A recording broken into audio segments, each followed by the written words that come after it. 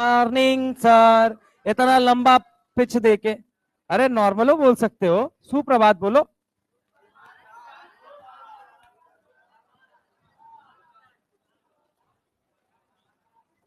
आओ इधर आओ, इधर आओ।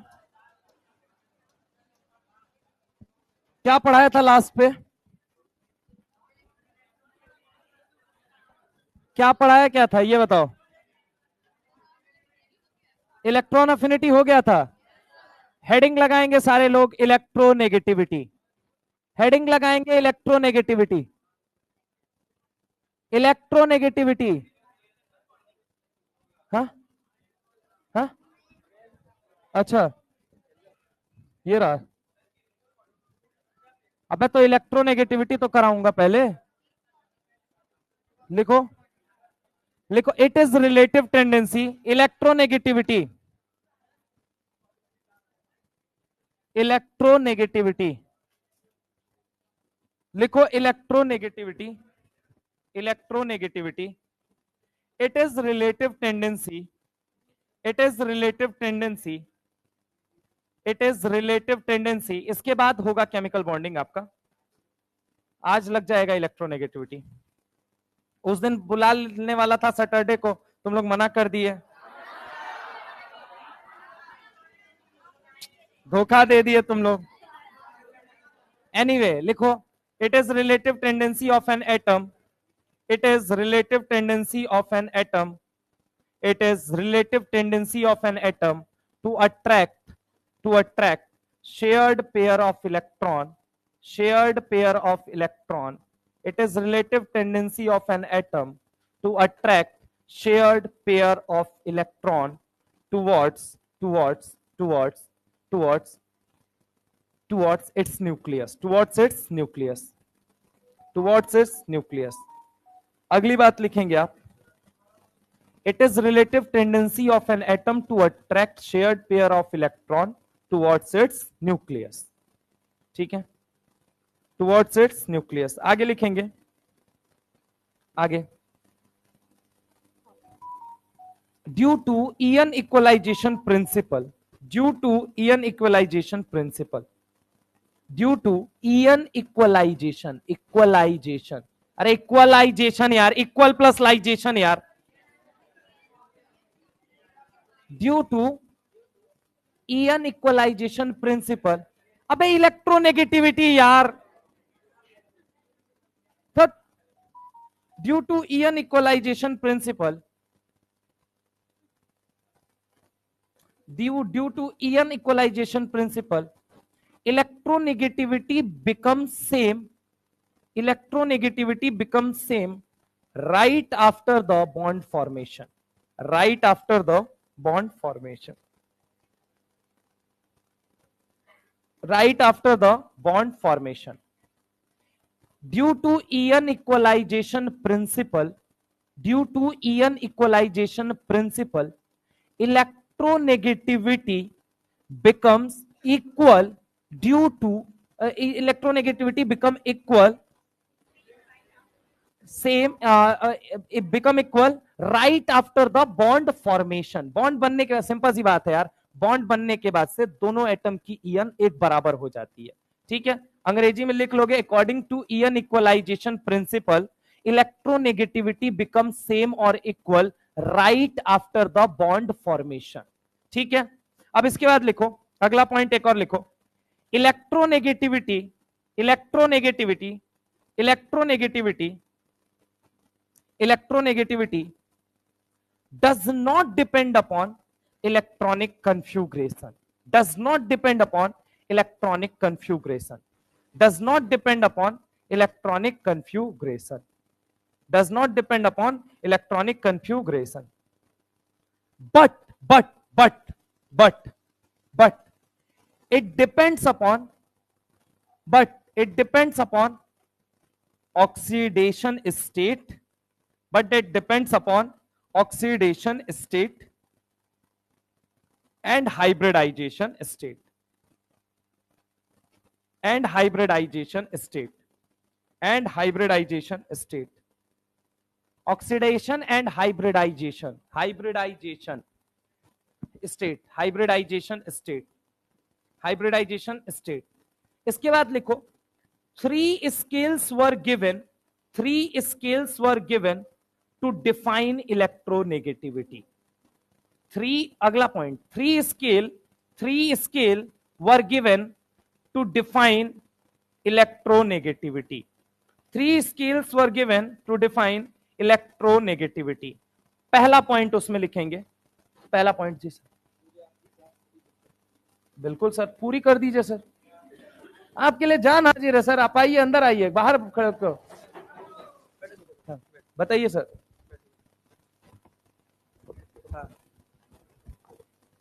जैसे आप एक चीज नोटिस कर रहे होंगे बैच 1 में कि बैच 1 के कुछ लोग बहुत बदमाशी कर रहे हैं, नोटिस कर रहे हैं कि नहीं? नहीं, मारने पीटने वाली बात नहीं है, लेकिन लिटरली बैच 1 से बहुत डिसअपॉइंटमेंट है मुझे। हाँ, आपको भी है ना? बहुत है, वास्तविकता है। देखिए क्यों, क्योंकि अभी हम एक फिल्टर लगाए रिजल्ट का। मैं रिजल्ट देख रहा था, बैच 1 और बैच 2 का मैं फिल्टर लगाया हूँ। तो जो एक्सेल शीट आती है उसमें फिल्टर डालने पे बता देता है कि कौन बच्चा बैच 1 का है, कौन बच्चा बैच 2 का है। टोटल 27 बच्चे ऐसे थे जो 165 नंबर के प्लस पाए हैं फिजिक्स में, और उन 27 बच्चों में से बैच 2 में जानते हैं कितने लोग हैं? बैच 1 में 5 लोग। तो इनके साथ बैठा रहा तो बेकार ही हो गया। सही बात है यार, तुमको तो परसों ही बोला था सर मैंने, मजाक की बात नहीं है ये तुम्हारे। अच्छा, एक और बात, आप में से कितने लोग ऐसे हैं जिनका बैकलॉग अभी तैयार है? कुछ जिनका बैकलॉग है, प्लीज रेज योर हैंड, ईमानदारी से। हाँ, फिजिक्स सब्जेक्ट में। अरे हाथ उठाओ भाई, समस्या है तो। हाँ भाई, तब कैसे खत्म होगा? बोलिए। टेस्ट के बाद कौन सा जादू हो जाएगा? टेस्ट के बाद जो अभी तक नहीं हुआ तो आगे हो जाएगा। हाँ हाँ हाँ हाँ। अरे टोपी, खड़े हो जाओ तुम। लाल, कहाँ गायब रह रहे हो तुम? बेवकूफ बना रहे हो। 4 दिन से तुमको फीवर है। पिछले टेस्ट में कितना नंबर था? हाँ, 567। फिजिक्स में कितना था? सोचो, एक सब्जेक्ट के चैप्टर में, एक चैप्टर के टेस्ट में, मतलब मैं आपको जस्ट एक रेफरेंस लाइन सेट कर रहा हूं। अपना भविष्य बर्बाद करने के पीछे क्यों लगे हुए हो? जो तुम कर रहे हो, मेरा पर्सनल एक्सपीरियंस मैं बता रहा हूं। अभी तक तुम, पता नहीं तुम लोगों का कौन सा अटेम्प्ट है, पहला है, दूसरा है, तीसरा है, चौथा है, जिसका सबका अलग अलग होगा। सब लोगों ने अपना अपना जीवन जिया होगा और अपनी अपनी तैयारी की होगी आज तक। एक बात बहुत अच्छे से सुन लो, अगर तुम अपनी पढ़ाई को कॉन्स्ट्रेन नहीं कर पाए, कॉन्स्ट्रेन करने का मतलब समझते हो ना, रिस्ट्रिक्ट करना। अगर तुम अपने आप को मजबूर नहीं कर पाए कि मुझे पढ़ना है तो पढ़ना है, अपने ऊपर प्रेशर नहीं क्रिएट कर पाए कि मुझे करना है, हर हाल में करना है, लिटरली कभी नहीं कर पाओगे, मैं बता रहा हूं।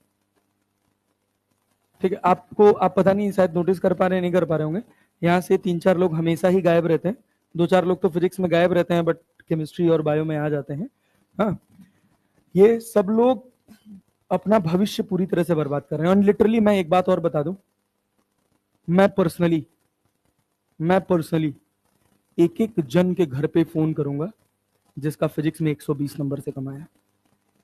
एक एक जन के घर पे पर्सनली फोन करके बोलूंगा कि प्लीज पैसा बर्बाद ना करें। लोएस्ट स्टैंडर्ड सेट करके दिया हूं, 120 नंबर। शीट दी है आप लोगों को, मिला है, बेसिक मैथमेटिक्स का शीट मिला है, वेक्टर्स का शीट आपके पास ऑलरेडी है ना? और उसके बाद यूनिट डायमेंशन एरर्स का भी शीट मैंने आपको दे दिया है। उसका एक एक सवाल बना के टेस्ट देने आइएगा।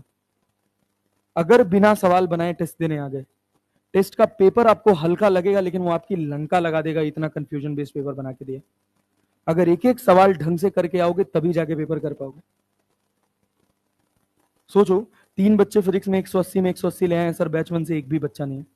It is a complete disappointment, disgrace. और हाँ, बेंच पीटने में ज्यादा। और तो कुछ महारथी हैं जो कहते हैं 100, सर इस बार 120 नंबर आया है, अगले बार 160 नंबर आ जाएगा। भाई गधेड़े हो क्या? तुम एक चैप्टर में 120 ले आ रहे हो, अगली बार 4 चैप्टर हो जाएगा, उसके बाद अगली बार 10 चैप्टर हो जाएगा, तुमको लग रहा है कि तुम्हारे नंबर बढ़ जाएंगे? बहुत बड़े ट्रैप में फंसे हो बेटा। अपने आप को अगर रिस्ट्रिक्ट नहीं कर लिए, अपने आप को अगर बांध नहीं लिए कि हम रोज सुबह उठेंगे, क्लास जाएंगे, क्लास से निकलने के बाद क्लास की नोट्स रिवाइज करेंगे, रिवाइज करने के बाद उसमें जो कमी रहेगी वो अपने दोस्तों से, अपने आस पड़ोस के लोगों से पूछेंगे, बैठ जा भाई बैठ जा, अपने आस पड़ोस के लोगों से पूछेंगे, उसके बाद नहीं समझ आएगा अपने सैम से पूछेंगे, नहीं समझ आएगा अपने मास्टर से पूछेंगे। जब तक अपने आप को इस लेवल पे ले जाकर नैरो नहीं करोगे, आप कभी सेलेक्ट नहीं होगे। अंत समय जानते हो क्या होगा? अंत समय में आप सब लोगों को बता रहा हूं, एटलीस्ट वो 6-7 लोग 8 लोग जो लोग क्लास गोला टिका रहे हैं फिजिक्स सब्जेक्ट का, आप फिर अंत मोमेंट में यही कह के निकलेंगे कि मास्टर साहब की वजह से सिलेक्शन नहीं हुआ। ये बात जान लीजिएगा, गारंटी है, 100% गारंटी है। यही शब्द आपके जुबान से निकलेगा कि फिजिक्स कमजोर था इस वजह से सिलेक्शन नहीं हुआ, और वो कमजोर रह जाएगा। अभी आप काइनेमेटिक्स पढ़ रहे हैं ना, आप खुद सोचकर सोचिए, खुद सोचकर देखिए कि जब एसएचएम आपके पास आएगा, जब 11वीं क्लास पूरा खत्म हो रहा होगा, आप अभी मोशन इन प्लेन पढ़ रहे हैं, तो आपके पास एक एक चैप्टर, 2-2 चैप्टर का बैकलॉग हो गया है।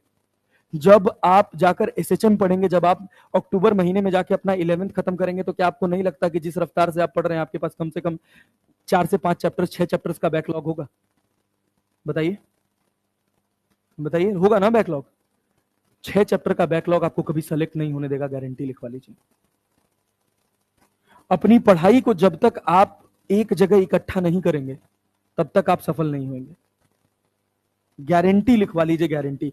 और एक सबसे बड़ा पाप आप अपनी तैयारी में कर रहे हैं, मैं पूरे बैच 1 को बोल रहा हूं, batch 2 is doing great, achievers is doing great.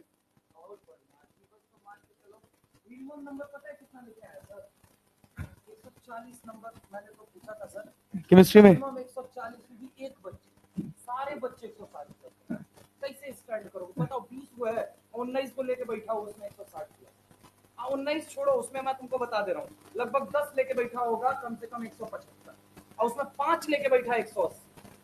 तुम्हारे तुम्हारे इतने टेस्ट बीते हैं ना, इतने टेस्ट बीते हैं, कोई ऐसा माई का लाल है जो खड़ा होकर कह दे कि हमारे बायो में फुल आउट ऑफ फुल आ रहे? कोई है? कोई कहेगा? सोचो, और तो छोड़ दो, मैं बायो की बात कर रहा हूं, जो सब्जेक्ट तुम्हारा कमांड है। तुमको लग रहा है कि अगर तुम एक चैप्टर में 360 में 360 नहीं ले आ रहे हो, तो जब 30 चैप्टर एक साथ आएगा तो 360 में से तुम 300 भी ले आ पाओगे? अरे फट के किनारे हो जाओगे, तुमको पता भी नहीं चलेगा बे।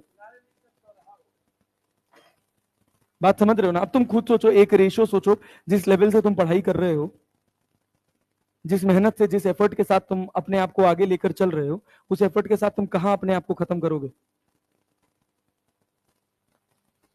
बात समझ रहे हो? तो जिसको भी ऐसा लग रहा है कि वो बड़ा सही डायरेक्शन में मेहनत कर रहा है, अपने चैप्टर्स पीछे बना रहा है, अगर एक भी सब्जेक्ट में आप पीछे पढ़ रहे हैं ना, तो आपका गेम खत्म हो जाएगा सर, मैं बता रहा हूं। एक भी चैप्टर अगर आपका अभी तक छूट रहा है ना, तो आप बहुत पीछे चल रहे हैं। अपना संडे, अपना दिन, अपना रात सब इकट्ठा करके अपने बैकलॉग्स जल्दी से जल्दी खत्म करिए।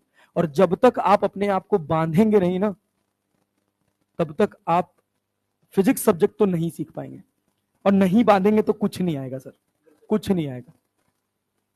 आप ये बात क्यों नहीं समझ रहे? कुछ 2-4-5 लोग अच्छे हैं जो भटक जाते हैं, तो उनको देखकर हमें बुरा लगता है। That is the reason I am standing right here.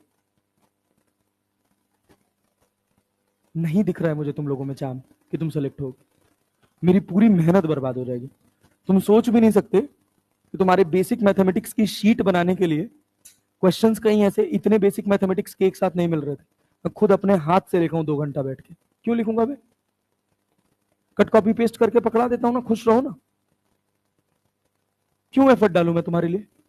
उसका एक्स्ट्रा पैसा मिलता है क्या मुझे? नहीं। बस एक ही कारण है कि एक लक्ष्य लेके पटना शहर में आए थे, और वो लक्ष्य बस इतना सा है कि हमको 720 में 720 चाहिए।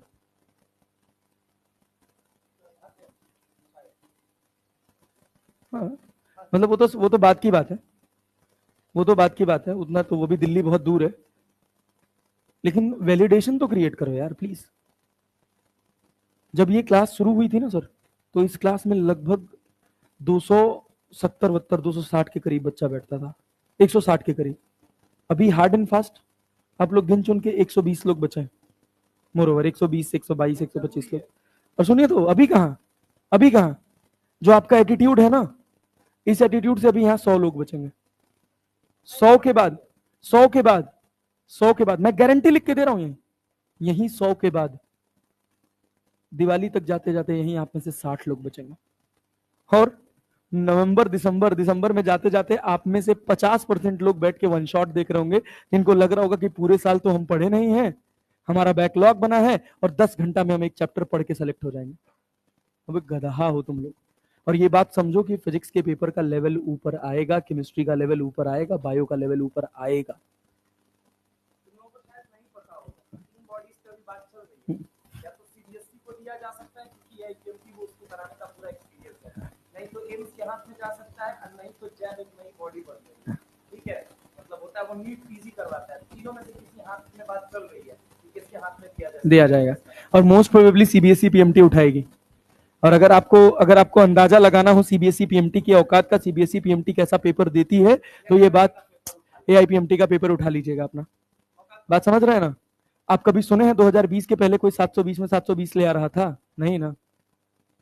अगर आप रिकॉर्ड रहा है पीएमटी का 45 में 43 लोग पहुंचना है। एवरेज पता है कितना निकल के आता है वहां पे? अभी तो एवरेज बहुत ज्यादा निकल के आ रहा है, 44 सवाल का निकल के आ रहा है। अब एवरेज पता है कितना आता था? 35 एवरेज आता है। मतलब 45 में 35 कर दिया हम आ जाएंगे अच्छी रैंक में आ जाएंगे, कॉलेज मिल जाएगा। ये स्थिति था, क्योंकि सब 720 वाले अगर निकलेंगे तो तुम सोचो ना, सबको एम्स थोड़ी मिलेगा ना यार, तो छांटना तो पड़ेगा ना। 2019 का सर्कुलर था कि नीट के पेपर को आसान कर दिया जाए, तो नीट का पेपर आसान हुआ 2020 से। लेकिन फिर 2023 में आके इतना कंपटीशन बढ़ गया 24 में कि अच्छे खासे लोग, मान लो 67 बच्चे 720 में 720 ले आए सर, मान लो 67 के साथ तो फ्रॉड हुआ नहीं होगा, उसमें कुछ तो जेन्युइन रहे होंगे। और क्या 50% तो जेन्युइन मानते हो? अबे तुम सोचो, अगर इस लेवल के पेपर पे पिछले साल अगर 50 बच्चे में से 67 बच्चे में से अगर 30 बच्चा भी 720 में 720 ले आए, तो क्या अगले साल ये 50 नहीं हो जाएगा? अगर इस लेवल का पेपर रहा तो 50वें बच्चे को तो एम्स नहीं मिलेगा ना, क्योंकि रिजर्वेशन भी तो है। तो फिर वो कहां जाएगा? वो नहीं क्लेम करेगा, उसको बुरा नहीं लगेगा, तो उसके सेंटिमेंट्स का ख्याल नहीं रखेगी सीपीएमटी। समझ लेना, पेपर उठ के आएगा, पढ़ाई करना शुरू कर दो, लेवल उठा लो और अपने आप को मजबूर कर लो कि हमको पढ़ना है अगर सेलेक्ट होना है तो। बात समझ रहे हो ना? नहीं तो फंस जाओगे ट्रैप में भाई, 100% गारंटी है। मैकेनिक्स खत्म होते होते तुम खत्म हो जाओगे, गारंटी लिखवा लो। ना बैकलॉग बना लिए तो कहना। समझ रहे हो ना? एक लेक्चर को 4 घंटे में कवर करना और फिर उसके बाद सवाल लगाने बैठना, ये बहुत बुरी आदत है, बहुत बुरी आदत है। तो तुम्हारे पास समय नहीं बचेगा। जब फटाफट चलेंगे ना लास्ट मोमेंट वाले लेक्चर्स, पता चला हर दिन 2 घंटे का एक लेक्चर आ रहा है, खट खट खट खट खट, खत्म, फ्लैट। आप में से 90% लोग ऐसे होंगे जो ये नहीं कह सकते कि मुझे थर्मोडायनामिक्स आता है। काइनेमेटिक्स बहुत लोग कह सकते हैं कि हमको आता है, कह सकते हैं ना। काइनेमेटिक्स का फॉर्मूला भी कुछ नहीं तो मैक्सिमम हाइट का फॉर्मूला तो u²/2g याद रह जाएगा ना। लेकिन सोचिए, अगर हम आपसे यही थर्मोडायनेमिक्स का सवाल ले जाके पूछें, अभी हम आपसे ढंग से एक आर्किमिडीज प्रिंसिपल पूछ लेना, तो आर्किमिडीज प्रिंसिपल आप एक्सप्लेन नहीं कर पाएंगे। इसमें आपका दोष नहीं है, इसमें उस समय का दोष है जिससे आप तैयारी करके आए हैं। क्यों? क्योंकि आपने कभी अपने आप को बांधा ही नहीं है, रिस्ट्रिक्ट ही नहीं किया, और फिर वहीं जाके फटेंगे। मॉडर्न तक जाते जाते तो खेल हो जाता है। तो ये बात जान लीजिए, थोड़ा सीरियस हो जाइए, मन लगा के मेहनत करिए, रोज सवाल बनाइए और जितना जल्दी अपने बैकलॉग से उभर सकते हैं उभर जाइए। हाँ, अर्थ मैग्नेटिज्म है, बहुत थोड़ा सा है।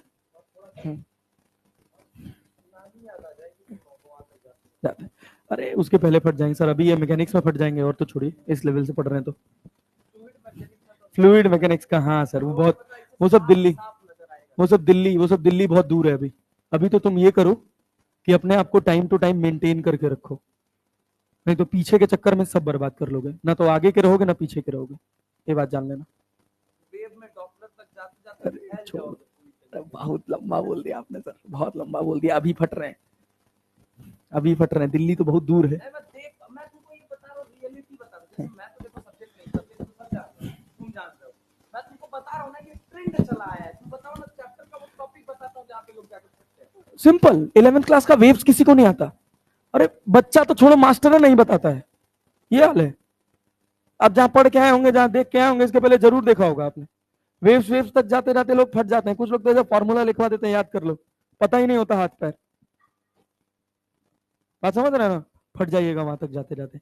बस आप लोगों से लास्टली एक रिक्वेस्ट है कि अगर आप चाहते हैं कि आपका सिलेक्शन हो जाए, तो जितना जल्दी हो सकता है, जितना जल्दी, एटलीस्ट आप अपने बैकलॉग्स क्लियर कर लीजिए।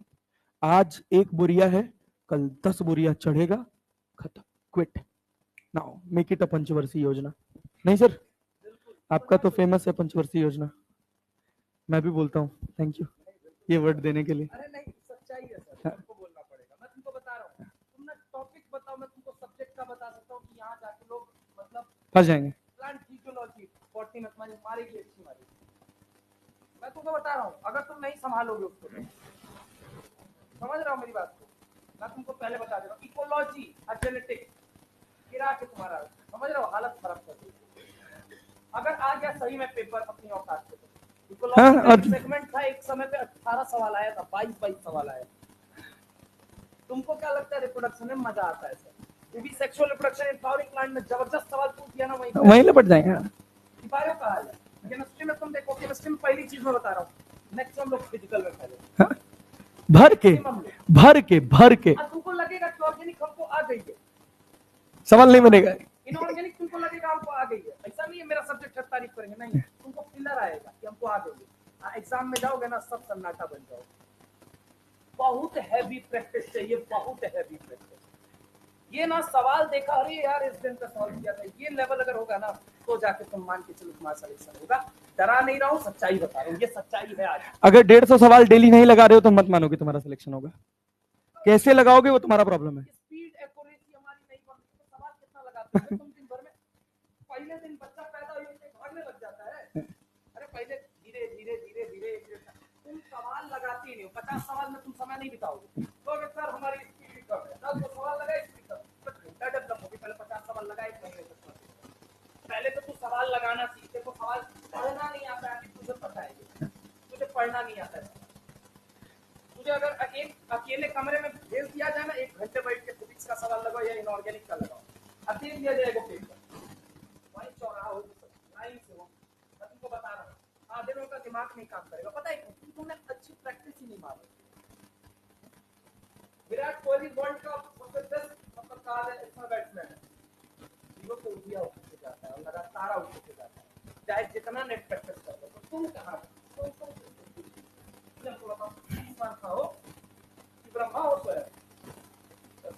नहीं नहीं नहीं, विराट कोहली जब आउट ऑफ फॉर्म चल रहा था 2019 में, तो 2019 की बात नहीं कर रहा, तुम लोग अभी बच्चे हो, तुम उसके पहले भी उसका एक आउट ऑफ फॉर्म आया था 2015 में, 2015-16 में। वो जानते हो अपने आप को फॉर्म से उभारने के लिए क्या करता था? रोज 300 बॉल प्रैक्टिस करता था। 300 बॉल, 300 बॉल का मतलब समझ रहे हो? 50 ओवर। 50 ओवर एक बैट्समैन खड़े होके बैट भांज रहा है अगर एक दिन में, समझ रहे हो ना? 50 ओवर की इनिंग जानते हो कितनी देर की होती है? 3 घंटे। एक इनिंग 3 घंटे 3.5 घंटे की होती है, और उसको नेट में 3 घंटा भाजना है अकेले, कोई एंटरटेनमेंट नहीं है। सोचो कितना कठिन काम रहा होगा, समझ रहे हो ना?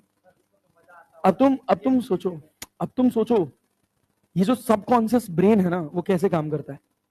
एक बॉलर है, मान लो तुम मिचेल स्टार्क को मान लो, वो बॉलिंग करा रहा है, लॉजिकल बात समझना, उसकी बॉल की रफ्तार है 150, है ना? पलक झपकते बॉल निकल जाएगी ना। उस बॉल को कवर के ऊपर से छक्का मार रहा है, क्या जब वो बॉलिंग करा के फेंकेगा उस समय विराट कोहली ये सोच रहा होगा कि इस बॉल पे मैं कवर पे मारूंगा? नहीं, it is a muscle memory. उसको पता है, उसकी मसल्स को पता है कि अगर बॉल सामने गिरेगी, बाहर होगी, ऑफ स्टंप के बाहर होगी, मैं उठा के फेंकूंगा बाहर। वो सोच नहीं रहा है, बैट अपने आप चल रहा है। जिस दिन तुम्हारा सवाल पढ़ते ही पेन अपने आप चलने लग जाए, उस दिन समझ लेना कि तुम नीट के हकदार हो, उसके पहले नहीं हो। उसके पहले नहीं, उसके पहले बस खाली खुद को धोखा दे रहे हो। मैं समझ रहे हो ना? तो धोखा देना बंद करो please. It's a humble request, तुम्हारी अपनी पर्सनल भलाई के लिए है। अपने आप को कॉन्स्ट्रेन करो, अपने आप को रिस्ट्रिक्ट करो। जब तक रिस्ट्रिक्शन नहीं डालोगे अपने ऊपर, जब तक तुम प्ले पॉज की बटन लेकर पढ़ाई करोगे, तब तक तुम्हारे लिए योजना पंचवर्षीय रहेगी। ये बात जान लेना, 100% गारंटी मान लो। Literally you guys are too weak, ये बात समझो। अगर यहां से नहीं उठोगे तो उठ जाओगे। तुम सोचो, पूरे भारत भर में ऐसी कोचिंग्स में गिन चुन के लॉजिकल लेवल पे सोचो, क्या कम से कम 10 लाख बच्चा नहीं पढ़ रहा होगा? पूरे भारत भर में 10 लाख बच्चा तो मानते हो पढ़ रहा होगा। अब तुम यही देखो, हमारे फ्लोर पर batch 1, batch 2, batch 3, batch 4, batch 5 सब मिला के टोटल एनरोलमेंट्स जो है वो लगभग है 800 के करीब। 1200 के करीब, बैच 4, 5 मिला के 1200 के करीब। 1200 के करीब टोटल एनरोलमेंट्स हैं। और उसमें से सोचो 1200 में से गिन चुन के 60-65 लोग ऐसे हैं, ओवरऑल मिला दिया जाए, जो टेस्ट में अच्छा परफॉर्म कर पा रहे हैं, एक चैप्टर के टेस्ट में। समझ रहे हो ना? अब उन 60-65 लोगों में से भी छटेंगे कि नहीं छटेंगे? छटेंगे ना। तुम अपने आप को देखो ना, कहां हो तुम, किस जगह पर खड़े हो।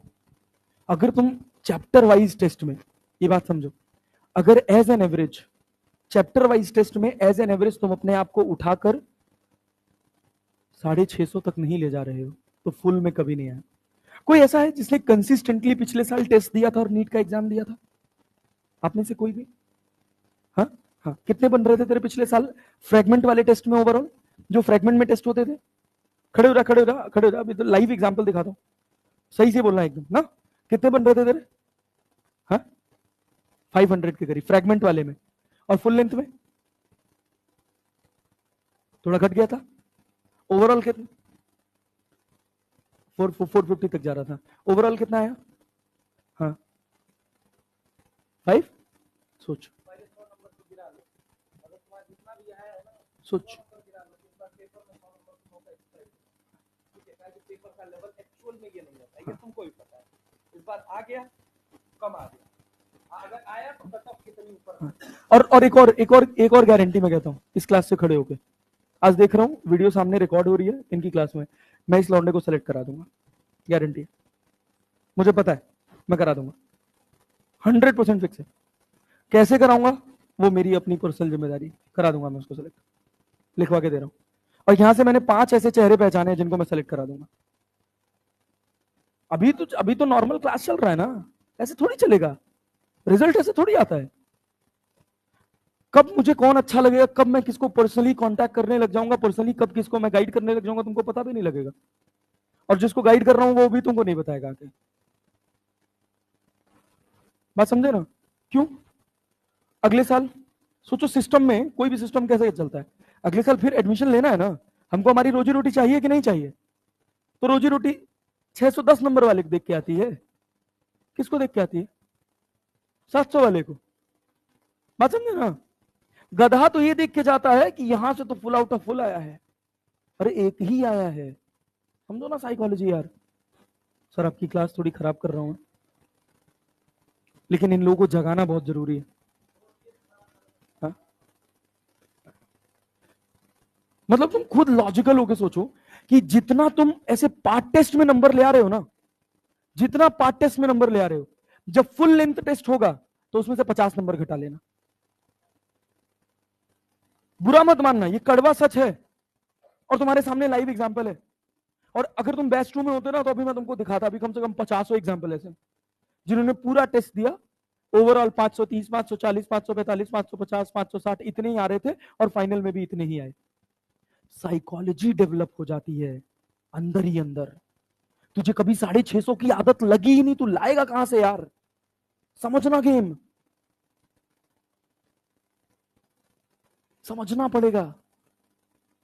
एक 12वीं क्लास जस्ट पास आउट बच्ची है, अचीवर्स में बैठती है, कायनात नाम है उसका, पहले बैच 1 में कुछ दिन बैठ के पढ़ी है, 360 में 360 लेके आई है बायो में। वो लेक्चर्स भी नहीं देखती, सुन तो लेवल तो ये है पढ़ाई का। घोल के पी गई एनसीईआरटी एक चैप्टर का, तो उसको उस चैप्टर पे कॉन्फिडेंस आएगा कि नहीं आएगा? अब तुम खुद सोचो, जिस चैप्टर के टेस्ट में तुम्हारे 200 नंबर आ रहे हैं, 250 नंबर आ रहे हैं, उस चैप्टर में वो बच्ची 360 ले आ रही, तुम्हारा सिलेक्शन होगा कि उसका होगा? और सोचो अगर उसके जैसे, क्या तुम ऐसे नहीं कंसीडर करते कि उसके जैसे भारत भर में 10,000 बच्चे अच्छा परफॉर्म कर रहे होंगे? कर रहे होंगे कि नहीं कर रहे होंगे? अगर वो 10,000 सीट उड़ा लेके गए तो तुम कहां बचे बे? इस मेहनत में कहां बचे?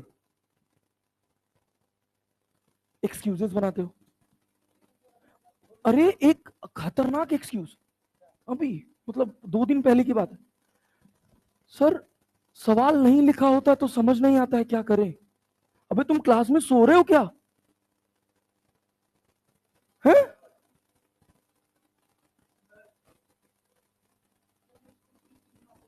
हाँ, अभी अभी मैं बता रहा हूं, बैच 3 का बच्चा एक बैच 2 में आया, वो क्या कह रहा है कि हमको सर किशोर सर से फिजिक्स नहीं समझ आ रहा है, सर हमको डाउट बता दीजिए। डाउट लेके आया, पता क्या डाउट लिखा था? 3x आई कैप लिखा है, 2i जे कैप लिखा है। सर वेलोसिटी वाले में जब निकाल रहे हैं तो x वाले में dx बाई dt ही क्यों कर रहे हैं, dy बाई dt क्यों नहीं कर सकते हैं? मैं कहा भाग जाओ तुम यहां से, तुमको किसी की फिजिक्स नहीं समझ आएगी ना, दिस इज द लेवल। भगाया मैंने तुरंत उसको, क्योंकि मुझे पता था कि प्रॉब्लम ये होगा, और आप मेहनत ही नहीं कर रहे हो यार, कंपटीशन समझ ही नहीं पा रहे हो यार। अरे गला काटने वाला कंपटीशन है भाई, समझो।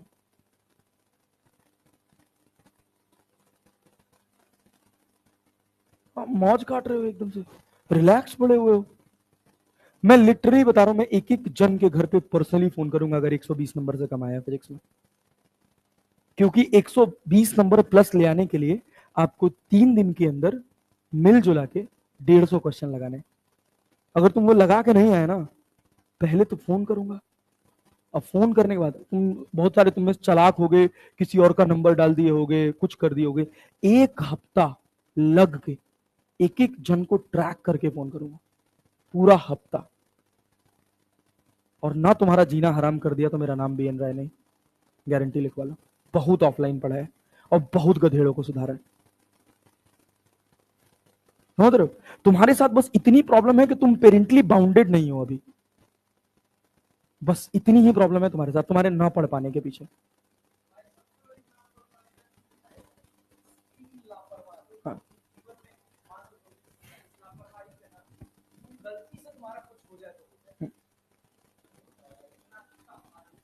जीवन हो जाएगा, समझ लो, ठीक है। हाँ, एक और बात बतानी थी मुझे सर, कि अब जैसे मान लो आज की क्लास हुई, आज मैं आपको अभी मॉड्यूल में मार्क करके टेलीग्राम पे भेज दूंगा, क्वेश्चन नंबर 20 से लेकर क्वेश्चन नंबर 98 तक आप बना सकते हैं। कहां से कहां तक? 98 तक। अब आप सोचिए, आपके पास पिछले टेस्ट का बैकलॉग है कि नहीं है? टेस्ट में परफॉर्म करने का प्रेशर है है ना? अल्टीमेटली अच्छा करना है, अच्छा करना है, अच्छा करना है। आप उस टेस्ट में अच्छा करने के लिए क्या कर रहे हो? पीछे का पढ़ रहे हो। आपका चल रहा है चैप्टर मोशन इन प्लेन, और आप तैयारी किसकी कर रहे हो? यूनिट्स, डायमेंशन एंड वेक्टर्स की। क्या पाप कर रहे हो कि नहीं अपने साथ? अब फिर सोचोगे कि सर तब तैयारी नहीं करें, दिमाग में ख्याल आएगा ना, तो जब चैप्टर चल रहा था तो सो रहे थे। अब जब मोशन इन प्लेन का नंबर आएगा टेस्ट का, तब तक हमारा मैकेनिक्स खत्म हो रहा होगा, और तब आप मोशन इन प्लेन पढ़ रहे होंगे। बात समझे? तो क्या करिएगा? अगर आप अगस्त के लास्ट में जाके मोशन इन प्लेन दे रहे हैं, तो आपको लगता है कि आप पूरा 11वीं 12वीं कवर कर पाएंगे पूरे साल में? कभी नहीं कर पाइएगा, समझ रहे हैं ना? तो इस वजह से अपने आप को अप टू डेट रखिए और अपनी पढ़ाई को नैरो कर लीजिए। जैसे अगर आपको कभी भी यूनिट एंड डायमेंशन रिवाइज करना है, तो आपको एक शीट मिल गई है लगभग 75 क्वेश्चंस की, यूनिट, डायमेंशन, एरर्स और बेसिक मैथमेटिक्स मिल गई। आपको बस क्या करना है, उस शीट के ऊपर अपनी पूरी तैयारी डिपेंडेंट कर देनी है, कि अगर मैं ये शीट लगा के जाऊंगा तो मेरा ये चैप्टर पूरा डन है, सॉर्टेड। क्लैरिटी है? उसके बाद बात आती है वेक्टर्स की। वेक्टर्स के लिए आपके पास 70 क्वेश्चन की शीट है, आपने शॉर्ट कर लिया। मैं आपको यूनिट्स एंड डायमेंशन का एक, उसका क्या बोलते हैं, मोशन स्ट्रेट लाइन का एक शीट भेजा था, जिसके ऊपर लिखा था sure shot 180 out of 180। that is for students like him. 175 आए थे ना तेरे बार पिछले बार फिजिक्स में, लाइक हर. मैं सीरियसली, बैठ जा खड़े रहा, मैं लिटरली इससे इंप्रेस्ड हूं. बट तू अपने सर पे मत चढ़ाना इसको. बात समझ रही है? कुछ नहीं, 5 बार क्लास में खड़े होकर रोई है, और तुम सब यहां रह के बैठ के हंसे हो, और मैंने इसको डांटा है. समझ रहे हो क्यों इसी को डांटा है? क्योंकि यहां इसकी कॉपी दिखती है. बात समझ रहे हो ना? एफर्ट दिखता है, and that effort paid in this test and that will definitely pay up in another test. अभी कह ले कि मुझे धीरे धीरे इंप्रूव करना है. क्या धीरे धीरे बे? एक चैप्टर में क्या धीरे धीरे होता है? खच्चरों वाली बातें करते हो तुम लोग.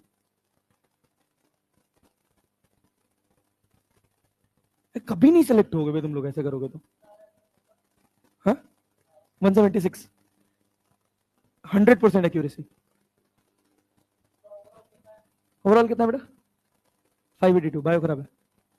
हाँ वो आ जाएगा. केमिस्ट्री गड़बड़ हुआ, आ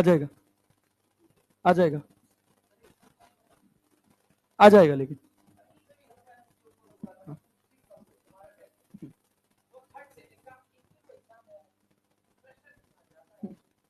बैठ जा. वो गए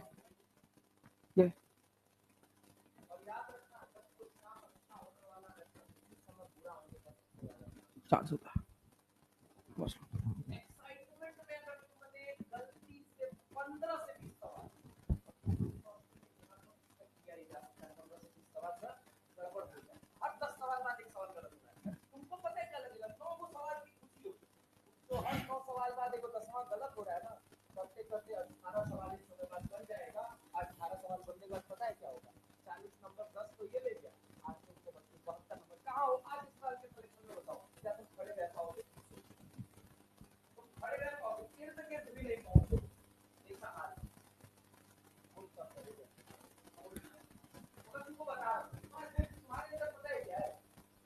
तुम जब तक एक पेज से बाहर नहीं निकलोगे, पता है वो कौन सा पेज? तुम इनकी जगह नहीं हो या मेरी जगह नहीं हो. समझ रहा मेरी बात? तुमको एक काम मिल चुका है, उस काम को ही तुम्हें बेहतर नहीं पड़ा. तुम अपने कैरियर का दिशा देने, और इस समय अगर तुम्हें गलती से भी कोई गलती, तुम्हें क्या होगा? अभी मैं खाना खाया, मैंने थोड़ा आराम कर लिया. काहे बात कर रहे हैं? स्टूडेंट लाइक करत होता है. ये जैसे पालोगे ना तो एक्सक्यूज आएगा. और तुम्हारा सबसे बड़ा धंधा पता है क्या है? क्या क्या तुम्हारा जीवन बर्बाद करने वाला. कैसे तुम किनारे समझ में आ जाएगा. हम नहीं लगेगा. और उनको क्या तुमने इसको अपनी ताकत नहीं बनाई. इसको पता है क्या बना लिया? तुम में से कितने लोग ऐसे हैं पढ़ते नहीं जहाँ पे क्या नोटिफिकेशन गया जिनको पता है?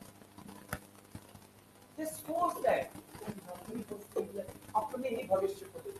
साला तुमको ये नहीं पता है कि कल की डेट में हमारे टेलीग्राम में आया क्या होगा. तो कहाँ सेंट्रलाइज का फोकस कहाँ है? डाइवर्टेड है. और इस डाइवर्टेड और डाइल्यूटेड फोकस के साथ ये आप मानते चलेंगे आप नहीं बता सकते. रिटर्न देता हूँ, नहीं निकलेगा. बहुत ज्यादा जन ऐसे हैं जो बहुत मेहनत. अगर मान लो मैं कहूँ एक नॉर्मल की बात करता हूँ, को बच्चा बैठा है, को दे सकता हूँ 16 से 18 बच्चा नहीं बोल सकता. मुंह पे बोलता है. हमको ये मोटिवेशन दिया. पता है क्या मोटिवेशन दिया? तुम लोग जब अपनी पीट रहे थे, हम लोग की जब तुम्हारा ट्यूशन रिजल्ट आएगा तो ढोल और नगाड़े तो नाचने वाला तो यही चलता होगी. जो नीचे नाचेगी रिजल्ट तुम्हारा होगा. बस इतना. यही हाल होगा. देख लेना. अब ये ऐसा लालची एग्जाम है ना, हर साल लगेगा 20 साल निकालने का. हर साल फिलर देगा. किस साल निकलता नहीं है. फिलर हर साल आता है. मैं तुमको बता दे रहा हूँ, फीलिंग के लिए मत करता. पेन आ रहा है, पेन नहीं आ रहा है तो आप तुम्हारा लेवल क्या है? तुम मुझे बताओ. तुम्हें घर से अगर कुछ किया जाए ना, चैप्टर बता दो. चैप्टर के नाम तुम तुम्हारे में से 50% ऐसे लोग हैं जो अपने स्टूडेंट अच्छा है। अब छोड़िए, आप में से कोई ऐसा खड़ा हो जाए मुझे बता दे सोल्ट एंड मिसेस क्लास के अपडेट पर कौन सा केटाइन पढ़ के जाना, या खड़े होकर तो कोई बोल दे किसी की औकात तो आप में से कोई खड़ा हो जाए, ओपन चैलेंज है, बता दे। जाओ किसी बच्ची का बच्चा लेके आता हूँ, एक लेके आता हूँ तुम्हारे मनपसंद का, सर इसको उठा लो, उसी को लेके आता हूँ, पूछो वो औकात दिखा देगा वो। और है डिफरेंस कुछ नहीं, शर्म और हया की बात है। अगर आ गई ना तो ईगो पे लग जाएगा,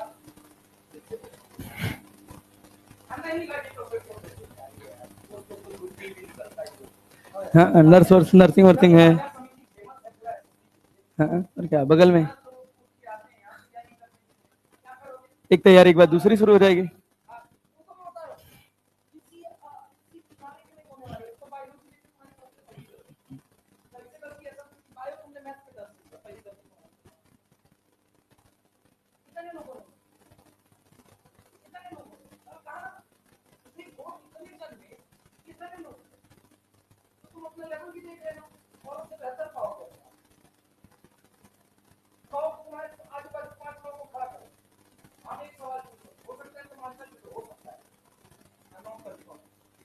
लेकिन 4 नहीं देना है, इस बात से तुम्हारा तुमसे बेहतर कौन जानेगा यार। तुमको पता है तुम्हें बायो पे गलत होना है, मैथ्स पे गलत बायो। तुमने पहली गलती कर दी है, तुम गलती को सही नहीं करना चाहते। तुम पता है क्या है, तुमने गलती नहीं की, तुम वो सर्चिंग ऑफ कंफर्ट प्रॉब्लम ये तुम्हें कंफर्ट का नहीं है मैथ्स से आया तो इच्छा है। अब तुमको क्या लगता है बिना पुलिस के तुम अच्छे सर्वे कर जाओगे,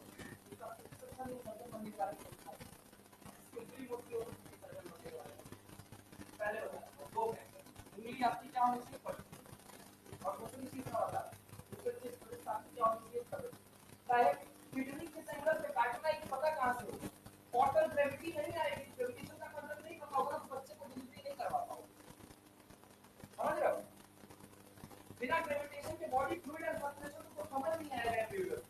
बताओ कि ये लाइन से लेके किसी आप कॉलेज बोलोगे ना, कॉलेज में मतलब आगे किसी ना किसी से बात करेंगे। आप कॉलेज का नाम रखिएगा, पीएमसीएच पीएमयू एमएसबीएच, आप कहीं का भी कॉलेज आप बोलिए जो टॉप है, आईजीएमसी शिमला, एमएमसी दिल्ली, यूसीएलएस। मैं बच्चे से कनेक्ट करता हूं और मैं बताता हूं कि बायोलॉजी में कितना सच बात है। तुमको बॉडी फ्लूइड एंड सर्कुलेशन देगा, ये तुमको नहीं समझ में आएगा। क्यों पता है, मॉडल चलाने का कंसेप्ट अगर आपकी तबीयत अच्छी नहीं है बेटा, सर्जन बनने का तो ख्याल रखो। अरे पहले MS MBBS बहुत दूर की बात है सर, दिल्ली बहुत दूर है अभी। तो दूर है ना, नहीं है। मोटिवेशन चाहिए होता है, why should I study. Problem ये भी तो है, ये पता है सर अपने मन में ये इंपॉर्टेंट नहीं, भाई तुझे इंटरेस्टिंग नहीं है तो एक बात है, एमटी बंदे को दबा दे, तेरे को फॉल्ट पता नहीं है, और फॉल्ट ही नहीं पता है, यहां तो फॉल्ट बन जाता है। फॉल्ट होता क्या है, फॉल्ट एनालिसिस क्यों जरूरी है। अब तुमको पता है केमिकल कंपोजिशन नहीं पता है, 5 हो गए। अब मान लो एक ऑपरेशन के अंदर तुम कभी देखो 5 को डॉक्टर घुसता है, या 6 को घुसता है, या 3 को घुसता है। कभी भी सिंगल डॉक्टर नहीं जाता है, मल्टीपल्स जाते हैं। क्यों, एक को कट मारेगा सर्जन है, तो दूसरा किसको ले जाना पड़ेगा, एमडी फिजिशियन को भी उसको ले जाना पड़ेगा अपने साथ कि भैया ब्लीडिंग ज्यादा होने लगी तो कौन सा केमिकल डालें आप, कि कैसे इस ब्लीडिंग को रोका जाए। और ये सब किसी अगर मौका मिले, मौका तो क्या मिलेगा, कितने लोग से अपने आस पड़ोस में आप लोग सब तक बताइएगा, आप लोगों में से कितने लोग ऐसे हैं जो एम्बुलेंस के इंसान से मिले हुए हैं, आप क्या आस पड़ोस, आप क्या आस पड़ोस, कितने लोग के भैया हैं, 1 2 3 4 5 6, कितने लोगों की दीदी है, कितने लोग के अपने फैमिली के घर के लोग हैं, सारे एक साथ अपने फैमिली देखा नहीं है तो कैसे जानोगे उसकी इम्पोर्टेंस। इज्जत जाननी है ना एक डॉक्टर की, तो वहां पहुंचो मेडिकल कॉलेज, एक बार जाओ हॉस्पिटल जरूर, एक दिन समय निकालो, PMCH you will realize the value and power. And मैं बता रहा हूं तुमको 2 साल 3 साल बाद मिस्टर तुम्हारे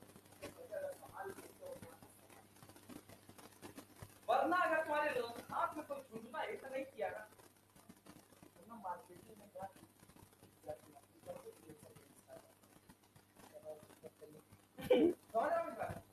ये है फैक्ट, ये है तो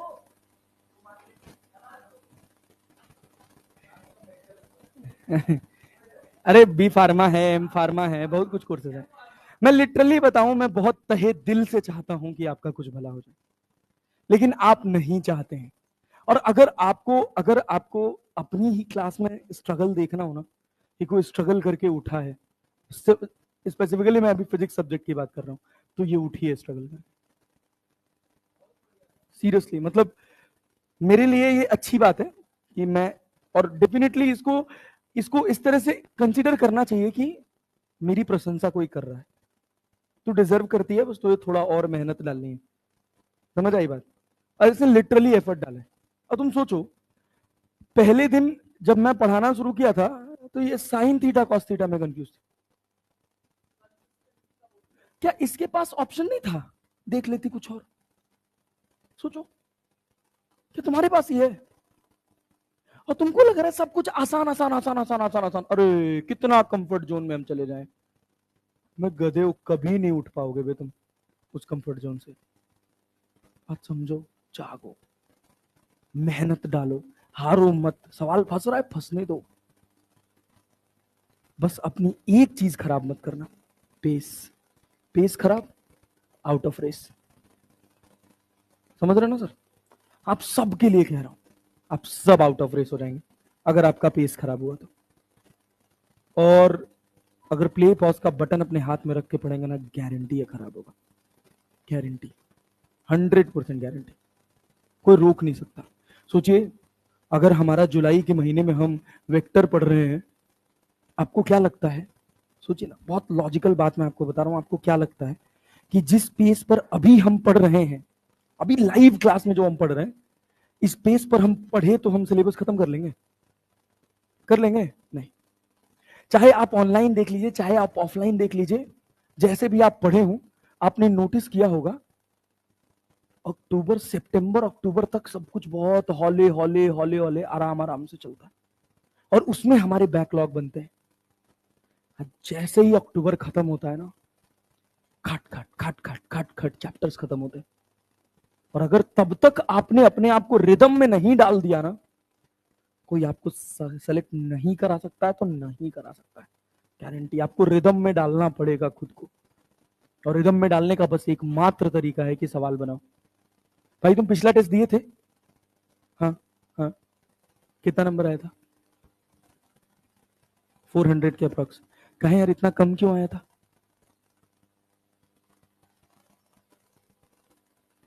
बात समझ रहे हो? थोड़ा एफर्ट डालो, तुम्हारा कुछ भला हो जाएगा। बात समझे ना? डुबाओ मत अपने आप को, एफर्ट डालो। मैं बता रहा हूं, you are potentially good, but now it's time to make it better. आपका पोटेंशियल बहुत अच्छा है, आपका दिमाग बहुत अच्छा है, मेहनत नहीं करिएगा, क्या होगा? हो जाएगा कुछ नहीं। तो बहुत ज्यादा समय मैंने आपका लिया सर, लेकिन it is for you only.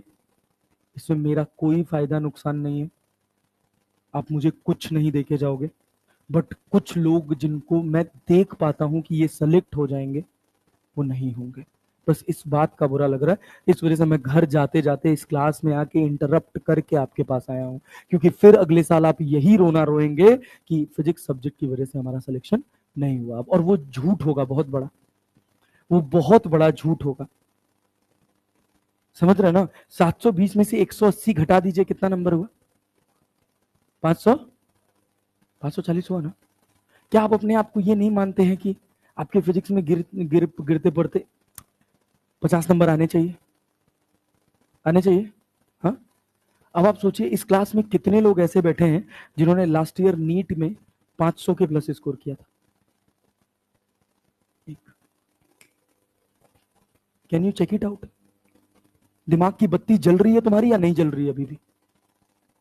There is a single student who had scored 500 plus, and if you are below 500, आपको ये अधिकार नहीं है कहने का कि मेरा फिजिक्स सब्जेक्ट की वजह से सिलेक्शन नहीं हुआ। बात समझ रहे हैं ना? क्योंकि एक सब्जेक्ट का हवा बना हुआ है। अब तुम सोचो ना, अगर 300 वाला बच्चा आके ये कहे कि मेरा फिजिक्स की वजह से सिलेक्शन नहीं हुआ, अरे तुम गधे हो क्या?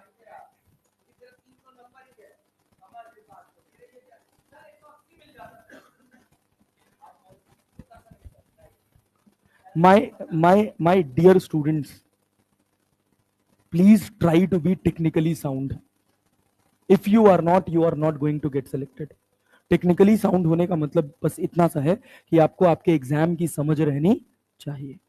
अगर आपको जाकर 3 घंटे के अंदर 180 सवाल करने हैं, और अगर आप हफ्ते में 3 दिन भी बैठकर 180 सवाल एक राउंड में नहीं बना रहे हैं, तो आप अपने साथ पाप कर रहे हैं, आप अपने आप को सिलेक्शन से दूर भगा रहे हैं।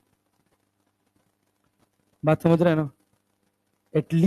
एटलीस्ट गिरे हालत में एक दिन के बिहाफ पर 100 सवाल बनाइए। पेस 50 से शुरू होगा, 40 से शुरू होगा।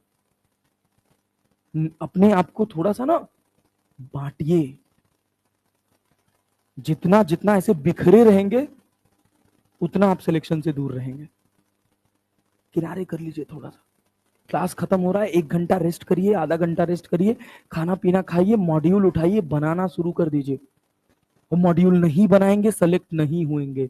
आपको सवाल की वैरायटी समझ नहीं आएगी, आप सेलेक्ट नहीं होंगे। I need everyone to be sincere, at least fight for what you are doing right now. अगर इसी रेस में ही तुम धीरे दौड़ रहे हो, तो तुम कहां तक पहुंचोगे भाई? कितने लोग तो क्विट कर देंगे। Quitters never win and winners never quit. समझ रहे ना? उनका ब्याह नहीं होगा सर।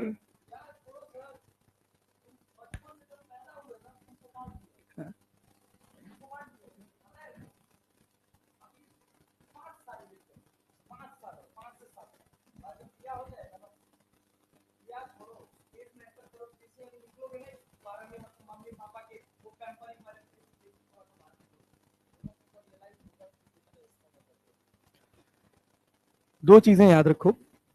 पहली चीज ये, कंपटीशन बहुत टफ है, ठीक है? और दूसरी चीज, अपने हर फेलियर का जिम्मेदार आप खुद हो। बात समझे ना? जिस दिन आप अपने गलतियों की जिम्मेदारी लेकर उठोगे, उस दिन आप बड़े बनकर उठोगे। और अपनी गलतियों की जिम्मेदारी लेने का दिन कोई दिन नहीं होता है, उसी क्षण होता है, उसी पल होता है, उसी मोमेंट में होता है।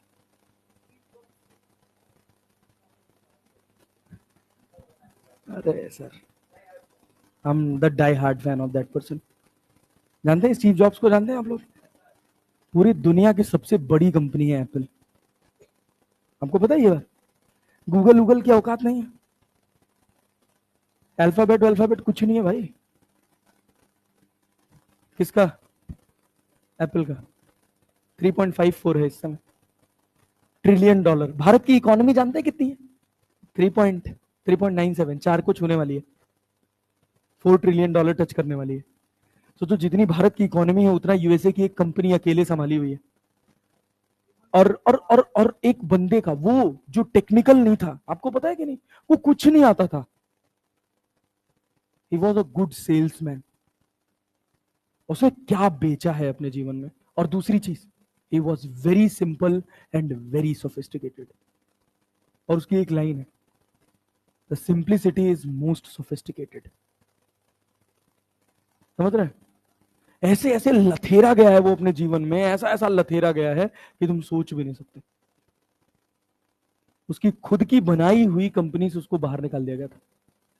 और फिर सोचो, एक आदमी होता है, एक सामान्य आदमी होता है, बहुत बड़ी बात है नो डाउट। जब वो निकला तो उसके पास फाइनेंशियली वो ठीक था, साउंडिंग था, लेकिन पैसा एक समय के बाद कुछ नहीं रह जाता यार, फिर लाइफ रह जाती है। तो बायोग्राफी पढ़ोगे ना, मजा आ जाएगा सर। नहीं रह जाता है, बट इवन देन एक समय के बाद पैसे की कोई वैल्यू नहीं रह जाती है, जब आप कुछ अच्छा अचीव कर लेते हैं। सोचो वो इतना क्रिएटिव आदमी था, वहां से उसको फायर किया गया ना, जब वो बाहर निकला ना, तो उसने एक और कंपनी बनाई ऐसे रैंडम अपने दोस्त के साथ। उस कंपनी का नाम है पिक्सार। पिक्सार जानते हो? हॉटस्टार यूज करते हो? हॉटस्टार यूज करते हो? डिज्नी हॉटस्टार यूज करते हो? डिज्नी देखते हो ना, डिज्नी हॉटस्टार, डिज्नी सुने हो ना? डिज्नी का जितना एनिमेशन है वो सारा पिक्सार बनाती है, और अभी पिक्सार और डिज्नी कोलैबोरेशन में आ गए। मतलब डिज्नी ने पिक्सार को अक्वायर किया, उसका फाउंडर स्टीव जॉब्स है पिक्सार का। ये जो टाइपिंग देखते हो ना, साफ सुथरी टाइपिंग लिख के आती है कंप्यूटर पे, दैट वाज डिजाइन्ड बाय।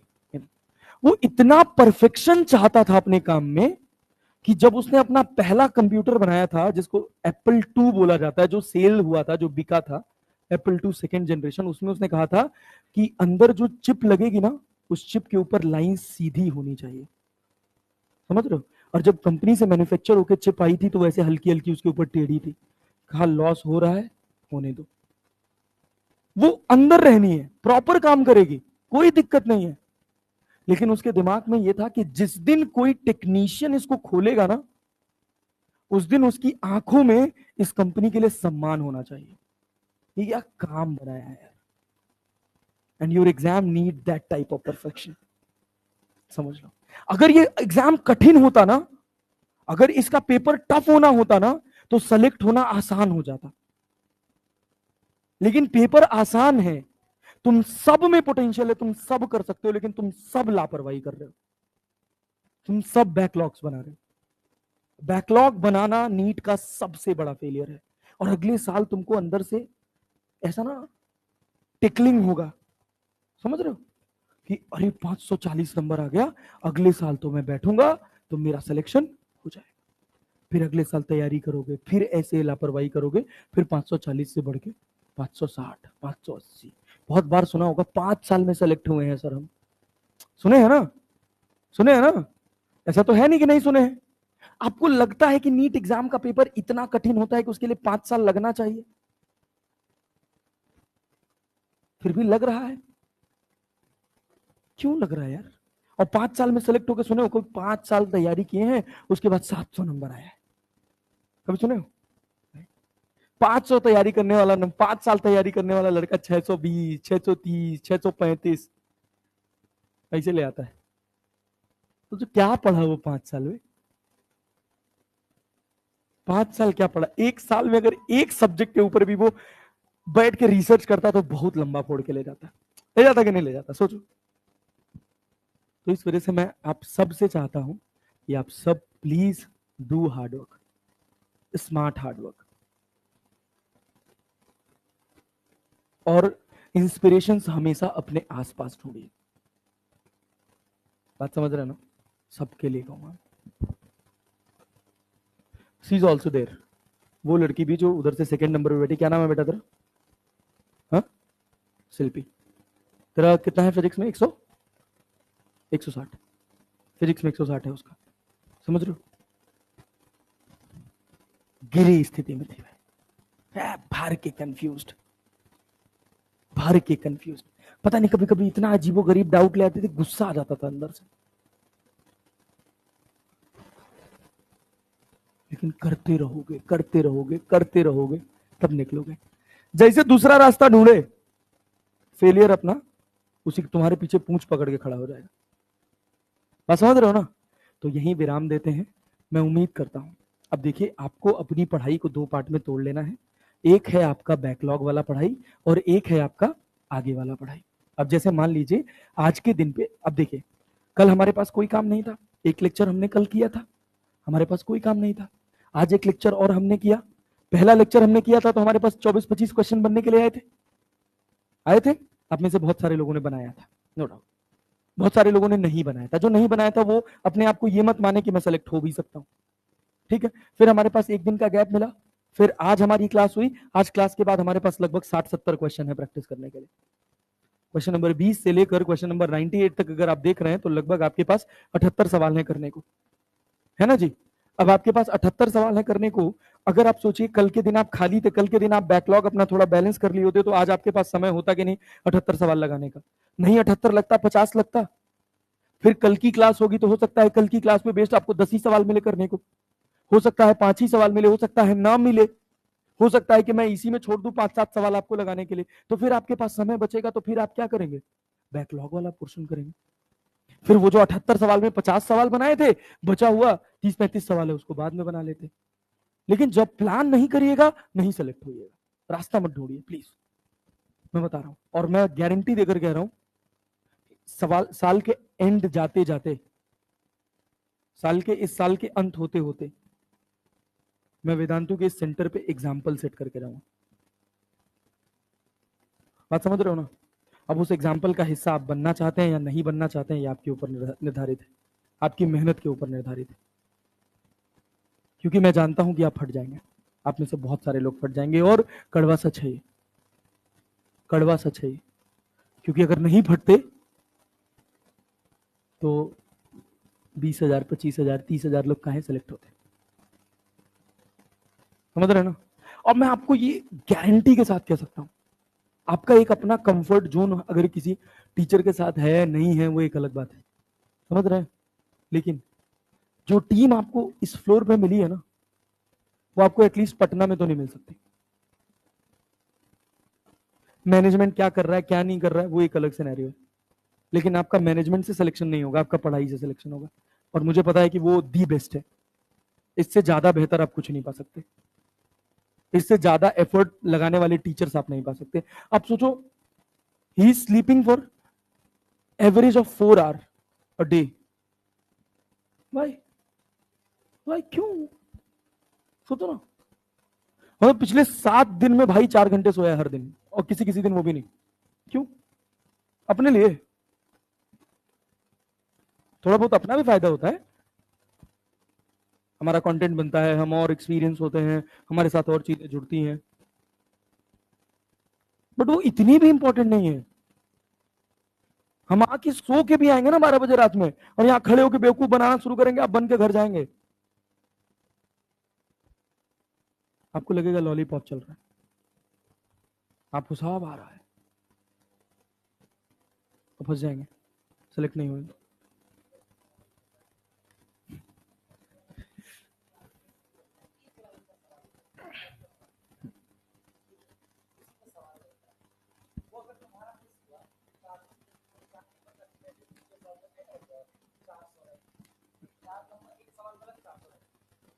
इतना नंबर नहीं आएगा पिछली बार, अगली बार तैयार रखना, तैयार हो इसके लिए।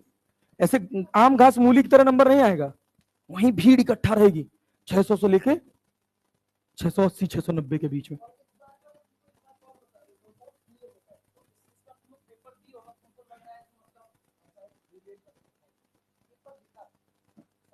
हाँ, बिका था।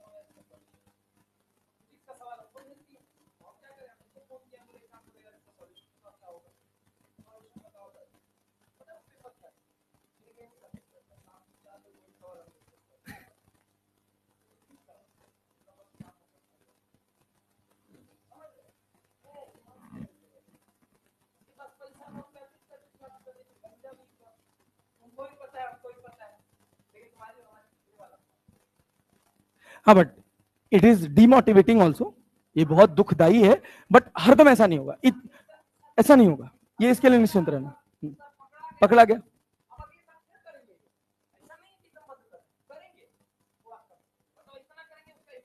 नहीं आएगा। वो 10 15 20 25 लोग होंगे, और वो भी ऐसे नहीं होंगे कि 720 में 720 आ रहे ना, वो मार के भेजेंगे, पूरा अटेम्प्ट मत कर देना, बताएंगे नहीं उनको पूरा, गेम चलता है ये सब।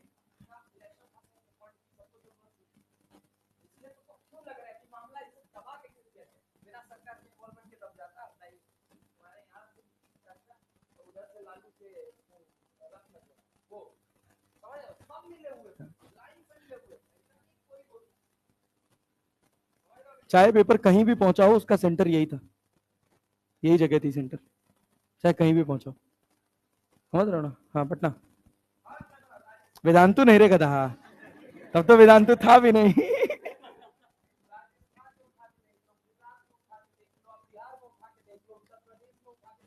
चलो उत्तर प्रदेश में नहीं आया, बाबा था, नहीं आने दिया, चल क्या लगता है तुमको, हुआ ही नहीं होगा, पकड़ा नहीं दिया।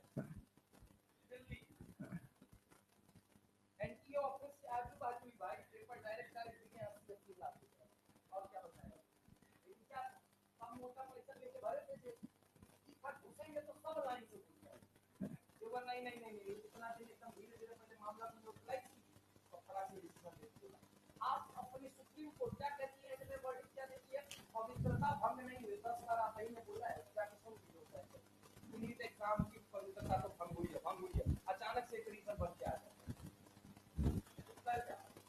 कुछ नहीं, कुछ नहीं कर पाओ, पावर में बैठे हो या पैसा है तो ही कुछ काम होगा, करना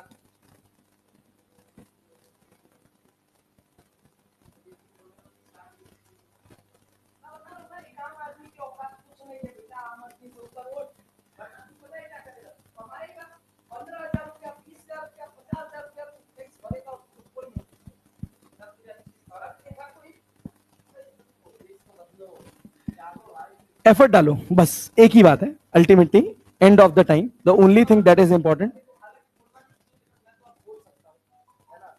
गवर्नमेंट ने तुम्हारा 1 साल जीवन बर्बाद कर दिया, वैसे तुम्हारा कुछ किया है, उसका 1 साल में कर देना बर्बाद, जब मौका आएगा, समझ रहा हूँ मेरी बात, समझ रहा हूँ मेरी बात, जिस दिन मौका लगेगा है ना, उसे तुम भी बर्बाद कर देना, इसका मतलब मैं बिल्कुल भी किसी की तरफ में इंक्लाइनेशन नहीं करता, लेकिन सच फैक्ट है, बस हाँ निकालेंगे, और क्या, मैं भी वोट मार के आऊंगा, पोजीशन तो मारूंगा, तुम बताना किस पार्टी को देना, राहुल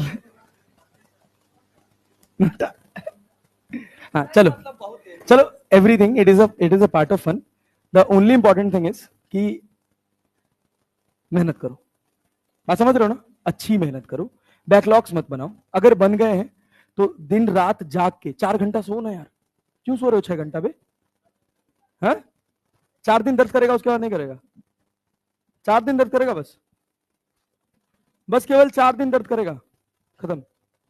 सुबह उठ के जब बिस्तर से उठते हो ना, सब चाहे लड़का लड़की जो भी हो, सुबह उठो, एक काम करो, बिस्तर से उठते ही फ्रेश हो, ब्रश करो, ब्रश करने के बाद 100 जंपिंग जैक्स करके तब यहाँ 100 जंपिंग जैक्स, जानते हो ना जंपिंग जैक्स, जानते हो ना, 100 ठो करो रेगुलर, रेगुलर सुबह उठ के 100 जंपिंग जैक्स करके आओ, दिमाग में ऑक्सीजन ज्यादा जाएगा, सोने की कम जरूरत पड़ेगी, बात समझ रहे हो ना, क्योंकि जो हम फूड खा रहे हैं, जो हम अनहाइजेनिक चीजें ले रहे हैं अपने शरीर के अंदर, उससे हमारी बॉडी में कार्बन डाइऑक्साइड बढ़ता है, और जब हमारा CO2 बढ़ता है तो हमको आलस लगता है, हमको नींद आता है, हमारे सर में दर्द होता है,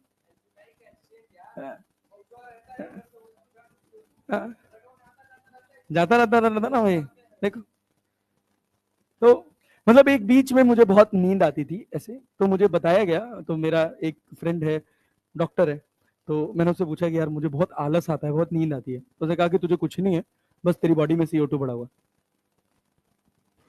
समझ रहे, थोड़ा वर्कआउट किया कर, बस थोड़ा वर्कआउट किया, हो गया, ठीक है, थोड़ा क्रिकेट विकेट खेलना एकदम से बंद हो गया था, स्पोर्ट्स एकदम से खत्म ही हो गया था, तो उस बीच में हो रहा था।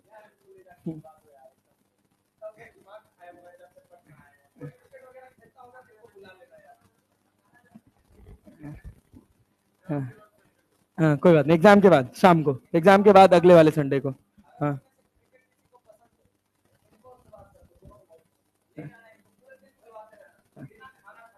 वीटी सर को नहीं पसंद है, पसंद है क्या वीटी सर को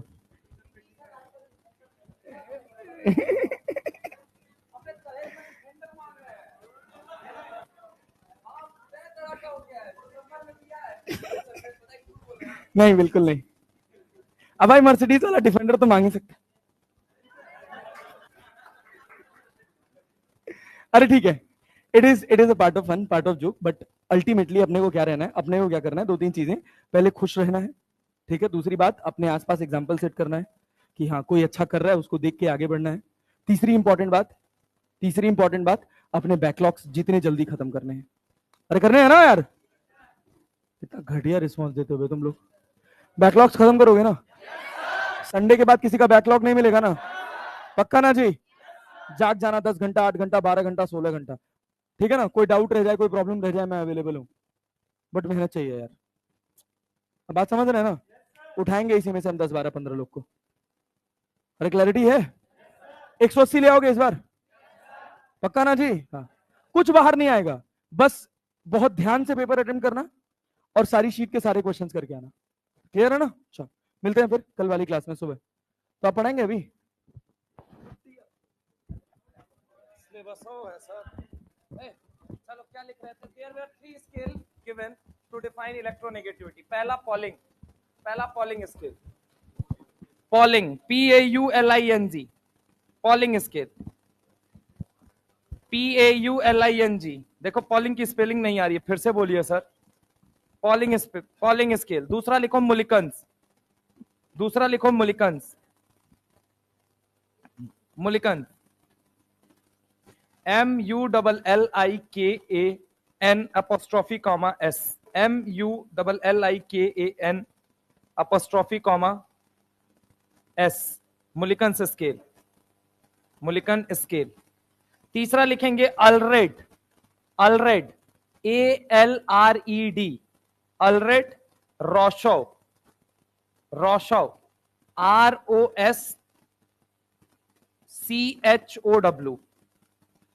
रोशो स्केल, अल्रेड रोशो स्केल। ठीक है, ये बात समझ में आई? बस इतनी 4 पॉइंट अगर तुमको आते हैं ईएन में ढंग से तो तुम्हारा सवाल बन जाएगा, कोई दिक्कत नहीं होगी। सुनो, मैं सबसे पहली चीज अगर मैं तुमसे यहां पे बात करूं, एक एक करके बात करता हूं कि इलेक्ट्रोनेगेटिविटी क्या कही जाती है। एक एटम की औकात क्या बोली जाती है? एक एटम की औकात क्या बोली जाती है? एक एटम की औकात, कि वो सामने वाले से कितना इलेक्ट्रॉन पेयर, सामने वाले से कितना इलेक्ट्रॉन पेयर, सामने वाले से कितना इलेक्ट्रॉन पेयर अपनी तरफ खींच सकता है। फॉर एग्जाम्पल, इधर देखो, मान लो ए एक एटम था, इसके पास कितने इलेक्ट्रॉन थे? एक। और एक एटम कौन था? बी। समझ रहा हो मेरी बात को? ए और बी ने निर्णय लिया कि अपन दोनों एक काम करते हैं, बॉन्ड बनाते हैं। तो ए से कहा गया तुम एक इलेक्ट्रॉन लेके आओ, तो बी ने कहा मित्र तुमको भी एक इलेक्ट्रॉन लेके आना पड़ेगा। दोनों लोग भाई साहब पहुंच गए और फाइनली इन दोनों ने एक कटोरा बनाया मिलके। ठीक है, इस कटोरे पे 50% का हक बी का था और 50% का ही हक किसका था? ए का। और इलेक्ट्रॉन ये सेंटर में रहा, इलेक्ट्रॉन कहां रहा? सेंटर में। लेकिन थोड़े समय बाद अगर मान लीजिए, कंडीशन में मानता हूं, लेट सपोज मैंने कहा ए की औकात ज्यादा है बी से, इसका मतलब क्या हुआ? A is shared pair of electron को, मार्क माई वर्ड, मैं क्या बोल रहा हूं? Shared pair of electron. क्या बोल रहा हूं? बोलो जल्दी। शेयर्ड पेयर ऑफ इलेक्ट्रॉन को अपनी तरफ खींचेगा। ए की औकात ज्यादा है बी से, इसका मतलब शेयर्ड पेयर ऑफ इलेक्ट्रॉन को अपनी तरफ खींचेगा। एक बात बता, जो कटोरा बना हुआ है उस पे हक किसका किसका है? 50% ए का और 50% इलेक्ट्रॉन किसकी तरफ शिफ्ट हो रहे हैं? ये मुझे यानी है उसी कटोरे में इलेक्ट्रॉन। क्या बोला मैंने? बोल जल्दी। इलेक्ट्रॉन है उसी कटोरे में, लेकिन किसकी तरफ स्लाइटली शिफ्ट कर गया? बोलो हाँ या ना। तो इलेक्ट्रॉन ऑर्बिटल छोड़ के भागे हैं या है उसी ऑर्बिटल में, बस हल्के से शिफ्ट हो गए? तो कंप्लीट चार्ज आएगा या इनकंप्लीट चार्ज आए? पूरा इलेक्ट्रॉन छोड़ के भागा है या अधूरा शिफ्ट हुआ है? चार्ज पूरा आएगा या अधूरा आएगा? तो यहां आता है पार्शियल डेल्टा नेगेटिव। क्यों? इलेक्ट्रॉन चार्ज कैसा है? नेगेटिवली। अब ये जिसकी तरफ हल्का सा खिसकेगा उसके ऊपर कैसा चार्ज आएगा? Partial negative. अरे हाँ ना बोलो भाई। और इसके सर पे क्या? इसको इलेक्ट्रॉन जब इससे दूर जाएंगे तो ये इलेक्ट्रॉन के लिए तड़पेगा, बिलखेगा, रोएगा, हाँ या ना? और सर पे इसको किसकी कमी महसूस होगी? इलेक्ट्रॉन। सर पे चार्ज कैसा आएगा? Partial delta positive. क्या मेरी बात समझ में आई? मैंने कहा मान लीजिए अगर बी की औकात ज्यादा होती किससे? ए से। बी की औकात क्या होती? ए से ज्यादा। तो एक बात बताइए, इस कटोरे में बैठा इलेक्ट्रॉन ए की तरफ जाता है या बी की तरफ जाता है? तो अगर एक बात मुझे बताइए, सोच के बताइएगा, सोच के आप लोग, कि एक बात तो इलेक्ट्रॉन जो है वो ऑर्बिटल छोड़ के भाग जा रहे हैं या हल्का सा शिफ्ट कर रहे हैं? किसकी तरफ शिफ्ट कर रहे हैं? जिसकी औकात ज्यादा है, जिसकी औकात ज्यादा है। अब मान लो बी की तरफ शिफ्ट होंगे तो बी पे कैसा चार्ज आएगा? पूरा। इलेक्ट्रॉन पूरा ऑर्बिटल छोड़ के भाग रहा है या अधूरा बस शिफ्ट हो रहा है? तो चार्ज पूरा आएगा या अधूरा आएगा? इलेक्ट्रॉन जिसकी तरफ जाएगा उसके ऊपर चार्ज कैसा आएगा?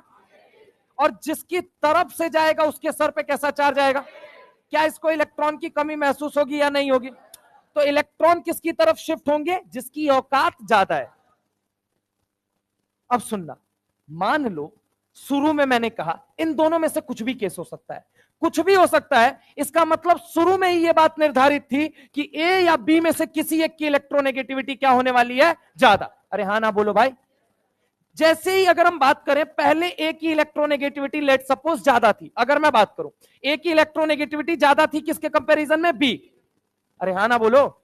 पहले किसकी ज्यादा थी, ए, और कम किसकी थी, बी। लेकिन जैसे ही कंबाइन करेंगे इनकी ईएन बराबर हो जाएगी। क्या बोला मैंने, जैसे ही कंबाइन करेंगे इनकी ईएन बराबर हो जाएगी। फिर से सुनना, पहले शुरू में ए या बी में से किसी की ईएन ज्यादा हो सकती थी, लेकिन जैसे ही ये कंबाइन करते हैं दोनों की ईएन बराबर हो जाती है। इस बात का प्रमाण क्या है, इस बात का प्रमाण है पोलैरिटी का क्रिएट हो जाना। ये पोलैरिटी अगर नहीं क्रिएट होती, अरे ये पोलैरिटी क्रिएट क्यों हुई ये मुझे बताओ ना। बी की ईएन अगर ज्यादा नहीं होती तो क्या ये पोलैरिटी कभी आती, ये मुझे बताओ। इस पोलैरिटी का क्रिएट होना ही इस बात का संकेत है कि अब दोनों की इलेक्ट्रोनेगेटिविटी क्या हो चुकी है, बराबर। इस बात को कैसे आप प्रूफ करेंगे, मैं ऐसे प्रूफ करूंगा, इलेक्ट्रोनेगेटिव एलिमेंट है कोई, मान लो कोई ताकतवर घराने का एलिमेंट है, कोई स्ट्रॉन्ग इलेक्ट्रोनेगेटिव एलिमेंट है, कोई अच्छे घराने का एलिमेंट है, वो अपने सर पे नेगेटिव रखना चाहेगा या पॉजिटिव? अच्छे घराने का एलिमेंट कभी अपने सर पे पॉजिटिव रखना चाहेगा, नेगेटिव। क्या रखना चाहेगा? एक हाई इलेक्ट्रोनेगेटिव एलिमेंट अपने सर पे क्या रखना चाहता है, नेगेटिव। अरे हाँ ना बोलो। मान लो मैं क्या हूं, मान लो मेरा इलेक्ट्रोनेगेटिविटी कम है, ए और बी दो स्पीसीज थे, किसी एक की तो ईएन ज्यादा होगी, मानते हो या नहीं मानते हो? लेट सपोज ए की ज्यादा थी, उसने बी ने जाके उसके पास क्या बोला, भैया भैया तुम्हारी इलेक्ट्रोनेगेटिविटी जितनी है उतनी ही मेरी कर दो ना, मतलब जितना तुम्हारा भूख है इलेक्ट्रॉन को खींचने का उतना ही मेरा कर दो ना। उसने बोला मेरे साथ कंबाइन कर जाओ। बोला इससे क्या होगा? बोला अगर तुम कंबाइन करोगे तो मेरी औकात तुमसे क्या है, बोलो जल्दी। मतलब मैं तुम्हारे शेयर्ड पेयर ऑफ इलेक्ट्रॉन को क्या करूंगा, तो तुम्हारे सर पे क्या आएगा, तुम्हारी भूख क्या करेगी, मतलब तुम्हारी इलेक्ट्रोनेगेटिविटी क्या हो गई, जितनी मेरी थी अब उतनी ही तुम्हारी। अरे हाँ ना बोलो। तो अगली लाइन पढ़ो क्या लिखा हुआ है, due to EN principle equalization. क्या होता है यहां पे, जब right after the bond formation क्या हो जाता है, इनका ईएन क्या हो जाता है, सेम। क्या मेरी बात समझ में आई? और इस ईएन का सेम होना कहां से प्रमाण निकल के आता है, पोलैरिटी का आना। तो क्या पोलैरिटी इलेक्ट्रोनेगेटिविटी को इंपैक्ट करेगी या नहीं करेगी? अरे करेगी या नहीं करेगी, करेगी या नहीं करेगी? पहले दो लोगों के ईएन डिफरेंस थे, अचानक से पोलैरिटी के आ जाने से दोनों के ईएन सेम हो जा रहे हैं। मतलब एक बात बताओ, पोलैरिटी से ईएन पे फर्क पड़ रहा है या नहीं पड़ रहा है, ये मुझे बताओ।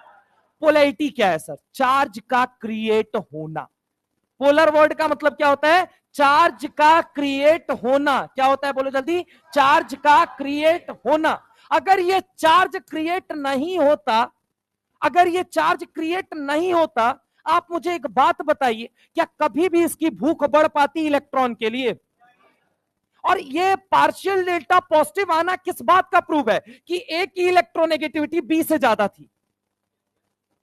अरे ए पे पार्शियल डेल्टा नेगेटिव आया या नहीं आया? ये कैसे आया? क्योंकि इसने इलेक्ट्रॉन खींचा। खींचने की वजह क्या थी? क्योंकि इसकी औकात ज्यादा थी। जब जितना ज्यादा खींचेगा उतना ज्यादा नेगेटिव बढ़ेगा या नहीं बढ़ेगा? और सामने वाले पे उतना ही क्या बढ़ेगा, भूख बढ़ेगी इलेक्ट्रॉन के लिए या कम होगी? मतलब इसकी इलेक्ट्रोनेगेटिविटी जितनी शुरू में थी क्या इसकी भी हो चुकी है या नहीं हो चुकी है?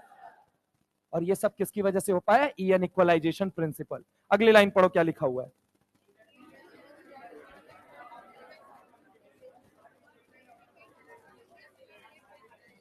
ठीक है? सुनिएगा जरा गौर से। सबसे पहली चीज मैं अगर आपसे बात करता हूं, पहला पॉइंट ये बात करता हूं, सुनना जरा गौर से। एक बात तो लेफ्ट से तुम राइट जाते हो, कहां से कहां जाते हो, लेफ्ट से राइट। एक बात तो जेड इफेक्टिव बढ़ता है या घटता है? जेड इफेक्टिव बढ़ता है। न्यूक्लियस का होल्ड आउटर इलेक्ट्रॉन पे ज्यादा या कम? खुद के इलेक्ट्रॉन पे होल्ड ज्यादा होगा तो अपकमिंग इलेक्ट्रॉन पे भी अट्रैक्शन लगाएगा या रिपल्सन? बोलो हाँ या ना। यानी कि इलेक्ट्रोनेगेटिविटी क्या हो जाएगी, ज्यादा हो जाएगी या नहीं हो जाएगी? मानते हो? कोई चेंज नहीं होता है। पहला पॉइंट ये। दूसरा पॉइंट, ऊपर से नीचे आते हैं। कहां से कहां आते हैं? ऊपर से नीचे, टॉप टू बॉटम। कहां से कहां आते हैं? Top to bottom. एक बात तो, नंबर ऑफ शेल क्या कर रहे हैं ये मुझे बताओ। नंबर ऑफ शेल क्या कर रहे हैं, बढ़ रहे हैं। साइज पहले इतनी छोटी, अब थोड़ी बड़ी और बड़ी और बड़ी, बहुत बड़ी, हाँ या ना। तो न्यूक्लियस से आउटर शेल की दूरी पहले ज्यादा और शुरू में कम, अरे हाँ ना बोलो भाई। तो अपकमिंग इलेक्ट्रॉन पे अट्रैक्शन कौन ज्यादा लगाएगा, छोटी साइज वाला या बड़ी साइज वाला? बड़ी साइज वाला। कौन सा, कौन सा? तो ऊपर से नीचे जा रहे हो, क्या बढ़ रहा है? इसका मतलब क्या बढ़ेगा? इसका मतलब न्यूक्लियस का अट्रैक्शन आउटर इलेक्ट्रॉन पे ज्यादा या कम? ईएन ज्यादा या कम? तो ईएन घटता है नीचे जाने पे। ये दो बात हो गई। अब सुनना, तीसरी बात क्या होती है। मान लो मैंने तुम्हारे सामने लिया Mn+2, क्या ले लिया, Mn+2, मैंने ले लिया Mn+4 और मैंने क्या ले लिया, Mn+7। एक बात बताओ, इलेक्ट्रॉन तीनों के झोली में एक एक डालो, सबसे पहले लपक के कौन लेगा इलेक्ट्रॉन? प्लस। अरे भूख ज्यादा किसको है, तो खाएगा जल्दी कौन? नहीं दोगे तो मर जाएगा, ये तो जिंदा भी रहेगा कम से कम, अरे हाँ ना बोलो। तो इलेक्ट्रोनेगेटिविटी इलेक्ट्रॉनिक कॉन्फ़िगरेशन पे डिपेंड नहीं करती है, but depend upon oxidation state. जितना ज्यादा होगा, ये जितना ज्यादा होगा, इलेक्ट्रॉन के लिए भूख उतनी ज्यादा बढ़ेगी और इलेक्ट्रॉन वो उतना ज्यादा खींचना चाहेगा, अरे हाँ ना बोलो। यानी कि oxidation state is directly proportional to electron. अब ऑर्गेनिक में एगो सवाल बनता है, चौथा, carbon carbon triple bond, carbon carbon double bond, carbon carbon single bond, hybridization वगैरह कैसे निकालते हैं छोड़ दो, बात की बात है। मैं बस तुमसे इतना कह रहा हूं कि अभी इसका हाइब्रिडाइजेशन मान लो sp, इसका कितना मान लो sp2 और इसका क्या मान लो sp3। अब मैं कह रहा हूं एक बाप की कितनी औलादे हैं, 4। कितनी औलादे हैं बोलो जल्दी, एक बाप की कितनी औलादे हैं, 3। और एक बाप की कितने, मान लो उस बाप के पास 100% की प्रॉपर्टी है। तो एक बात तो क्या percent S percent P character निकालते हैं, कितनी औलादे हैं पहले ये मुझे बताओ। अब 100% की टोटल प्रॉपर्टी होगी, जो भी प्रॉपर्टी है 100 मान लिया उसको, 100 डिवाइडेड बाई कितना हुआ, आंसर कितना आया? मतलब एस अगर बेटा है पी बेटी है, ऐसा सोचते हैं, नहीं पी क्या है, नहीं नहीं लड़कों की बेइज्जती नहीं होनी चाहिए, इधर सुनो, एस क्या है मान लो बेटा और पी क्या है बेटी, समझना।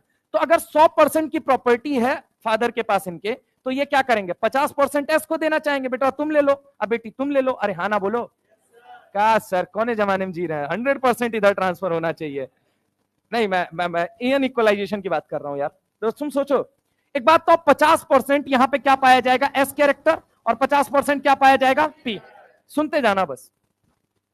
औलाद कितनी है, डिवाइडेड बाई 100 डिवाइडेड बाई एक के हिस्से में, एस के हिस्से में 33, पी कितना है 2, एक 33 दूसरा 33, दोनों मिला कितना हो गया 66%, क्या हो गया 66, और ये क्या हो गया 33।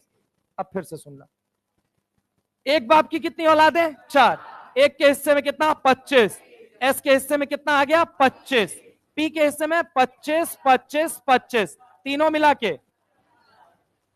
अच्छा एक बात, तो जो न्यूक्लियस है उसके सबसे नजदीक कौन है, एस, उसके बाद कौन है पी, उसके बाद कौन है डी, उसके बाद closeness toward nucleus, percent S character अगर बढ़ा, परसेंट एस कैरेक्टर अगर बढ़ा, परसेंट एस कैरेक्टर अगर बढ़ा, क्या बोला मैंने फिर से देखो, परसेंट एस कैरेक्टर अगर बढ़ा, परसेंट एस कैरेक्टर अगर बढ़ा, क्लोजनेस टुवर्ड्स न्यूक्लियस बढ़ेगी या घटेगी, हाँ ना। तो क्लोजनेस टुवर्ड्स जब न्यूक्लियस बढ़ेगी, तो न्यूक्लियस चार्ज कैसा है ये बताना जरा। तो इलेक्ट्रॉन को देखेगा तुरंत पकड़ के खाएगा या नहीं खाएगा, खत्म बवाल। Closeness towards nucleus, percent S बढ़ने से ऐसा क्या हो जा रहा है, क्लोजनेस टुवर्ड्स न्यूक्लियस बढ़ जा रही है। न्यूक्लियस में बैठा है ये प्रोटॉन खींचने के लिए इलेक्ट्रॉन, तो खींचेगा या नहीं खींचेगा। इसीलिए कहा जाता है एक और पॉइंट, ये ऑर्गेनिक में बड़ा काम आता है बेटा, बहुत काम आता है ऑर्गेनिक में, मैं पहले बता दे रहा हूं। ऑर्गेनिक केमिस्ट्री, इसके बिना तुम पढ़ ही नहीं सकते हो ढंग से। मैं तुमको बता रहा हूं, जीओसी जैसे ही शुरू होगा ना, उसमें बहुत काम आएगा, ये याद रख लेना। अब सुनो, अभी इसके बारे में मैं बता भी देता हूं, कार्बन कार्बन ट्रिपल बॉन्ड की इलेक्ट्रोनेगेटिविटी जो होती है ऑर्गेनिक में बहुत काम आएगा, 3.25 होती है। कितनी होती है 3.25, क्या होती है 3.25।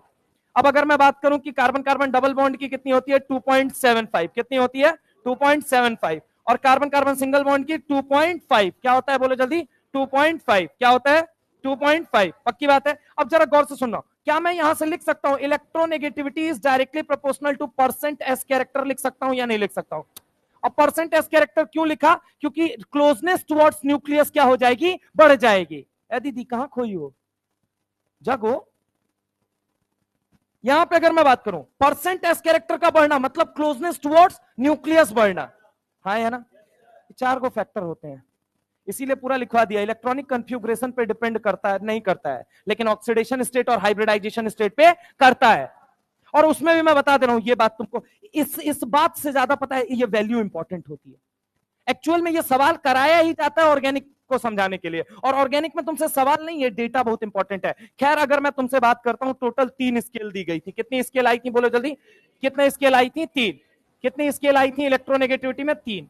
पहली स्केल कौन सी थी? पॉलिंग। पहली कौन सी थी? पॉलिंग। सवाल क्या पूछा जाएगा, कौन से मॉडल पे ये बेस्ड है? तो बेस्ड ऑन बॉन्ड एनर्जी। बस एक लाइन याद रखोगे, किस पे बेस्ड है बोलो जल्दी? Bond energy. किस पे बेस्ड है बोलो जल्दी? किस पे बेस्ड है? Bond energy. किस पे बेस्ड है? Bond energy. दूसरी बात हम करते हैं, दूसरा कौन सा स्केल था? मुलिकन्स। कौन सा था बोलो जल्दी? मुलिकन्स। कौन सा था? मुलिकन्स। ये किस पे बेस्ड है? Average bond energy. किस पे? Average energy. Average energy of क्या क्या बोलो जल्दी? Ionization energy plus electron affinity. ठीक है, इनके एवरेज पे डिपेंड करता है। तो मुलिकन्स किस पे बेस्ड है? एवरेज एनर्जी, आयनाइजेशन और इलेक्ट्रॉन अफिनिटी। और तीसरा अगर हम बात करें तो तीसरा कौन सा था? अल्रेड रोस्चौ स्केल। ठीक है, तो अल्रेड किस पे बेस्ड है? तो it is based on electrostatic force of attraction. किस पे बेस्ड है बोलो जल्दी? Electrostatic force of attraction. ये 3 बातें आपको पता होना चाहिए। इलेक्ट्रोस्टैटिक फोर्स ऑफ अट्रैक्शन आपके काम का कौन सा है? सिर्फ ये वाला काम का है, बाकी ये सर इतना नहीं पूछा जाएगा आपसे। काम का कौन सा है? पॉलिंग है। कौन सा है? पॉलिंग। अब पॉलिंग के अनुसार समझना पड़ेगा, पॉलिंग के अनुसार। लेकिन पॉलिंग के अनुसार पहले मैं उससे पहले अपनी बात बता दे रहा हूं कि सर कितनी इलेक्ट्रोनेगेटिविटी अगर हम याद रखें तो हमको ये टॉपिक याद हो ना हो तो भी हमारा सवाल गलत नहीं होगा। सुन लीजिए, कोई बोले कसाई। क्या बोला मैंने बोलो जल्दी? कोई बोले कसाई। क्या बोले? कसाई। कोई बोले कसाई, कहना 2.5 मेरे भाई। क्या बोलोगे? 2.5 मेरे भाई। कोई बोले कसाई, तुम क्या बोलोगे? 2.5 मेरे भाई। कोई बोले गांधी जी के कितने नकलची बंदर, बताओ कितना? 3। पक्की बात है, बोलो हाँ है ना? प्रिंसिपल प्रिंसिपल प्रिंसिपल, या फिर अगर हम बात करें हेडमास्टर ऑफ इलेक्ट्रोनेगेटिविटी माना जाता है किसको? फ्लोरीन। किसको माना जाता है? फ्लोरीन। अच्छा, इससे थोड़ा कम कौन होता है? ऑक्सीजन। अगर ये प्रिंसिपल है तो ये क्या बन जाएगा? Vice principal. अगर ये मास्टर है, ये हेड मास्टर है तो ये क्या है? मास्टर है, कोऑर्डिनेटर है। समझ रहे हो मेरी बात को? तो सिंपल सी बात है, ये 3 बात हो गई। अब इसके बाद और किसको याद कर ले सर तो काम चल जाएगा? हिमाचल प्रदेश को याद कर लो। किसको याद कर लो? हिमाचल प्रदेश। हिमाचल प्रदेश का कितना होता है? 2.1। कितना होता है बोलो बेटा? 2.1। कितना होता है? 2.1। इसके अलावा सर और कौन सा काम आएगा अपने को? Carbon carbon triple bond. ठीक है, ऑर्गेनिक में कार्बन कार्बन डबल बॉन्ड और कार्बन कार्बन सिंगल बॉन्ड, ये काम लगेगा आपको बहुत ज्यादा। सर इसका कितना होता है? इसका 3.25। और इसका कितना होता है? 2.75। और इसका कितना होता है? 2.5। क्या मेरी बात समझ में आई या नहीं? समझ में आई या नहीं आई ये मुझे बताओ। कोई बोले कसाई, तुम क्या बोलोगे? 2.5 मेरे भाई। कोई बोले गांधी जी के कितने नकलची बंदर? 3। पक्की बात है। अब जरा गौर से, ये अगर इतना डेटा तुमको आता है ना ढंग से तो तुम्हें काम ही नहीं पड़ेगा इलेक्ट्रोनेगेटिविटी, और ज्यादा काम ही नहीं पड़ेगा। लेकिन पॉलिंग के अंदर कुछ सवाल बनता है। पहली चीज, पॉलिंग ने एग्जैक्ट इलेक्ट्रोनेगेटिविटी मेजर की थी या डिफरेंस का मेजरमेंट किया था? तो आंसर क्या है? डिफरेंस का मेजरमेंट किया था। दूसरी चीज, फ्लोरीन ने पॉलिंग ने कैलकुलेट की थी फ्लोरीन का 4 होता है, या फिर अंदाजा लगाया था, या फिर माना था? तो आंसर क्या है? माना था। कैलकुलेट नहीं कर पाए थे एग्जैक्ट, उन्होंने माना था। अच्छा, एक बात कही जाती है, कह देते हैं लोग इलेक्ट्रोनेगेटिविटी क्या है? यूनिटलेस है। क्या है? यूनिटलेस। मुलिकन स्केल के अकॉर्डिंग आयनाइजेशन और इलेक्ट्रॉन अफिनिटी का एवरेज होता है कि नहीं होता है? आयनाइजेशन एनर्जी किस में होती है? Electron volt. अरे होती है या नहीं होती है? इन दोनों की वजह से यूनिट तो आएगी इलेक्ट्रॉन वोल्ट पर एटम। कैसे यूनिटलेस है? तो आंसर सुनिए ढंग से।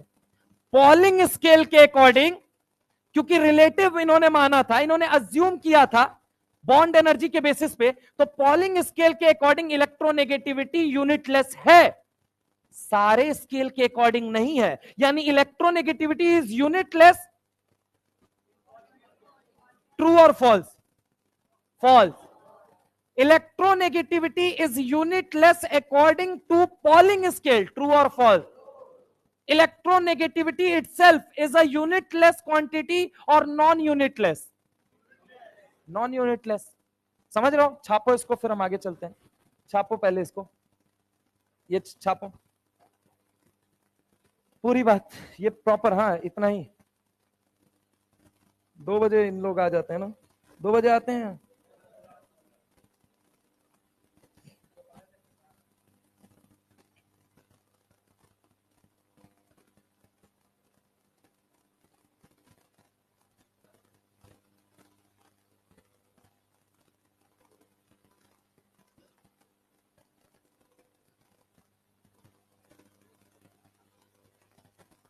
क्या हुआ?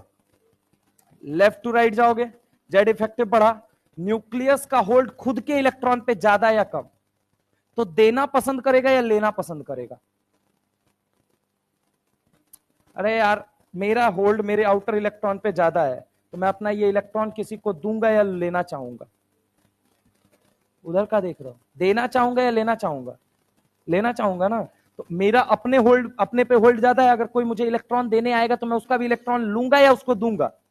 लूंगा ना. इसका मतलब क्या हो रहा है कि जैसे जैसे मेरा जेड इफेक्टिव बढ़ेगा, मेरा होल्ड मेरे इलेक्ट्रॉन पे बढ़ेगा. मेरे इलेक्ट्रॉन पे होल्ड बना मतलब मैं दूंगा नहीं, बजाय लूंगा. और लूंगा तो मैं एक इलेक्ट्रोनेगेटिव एलिमेंट हूं.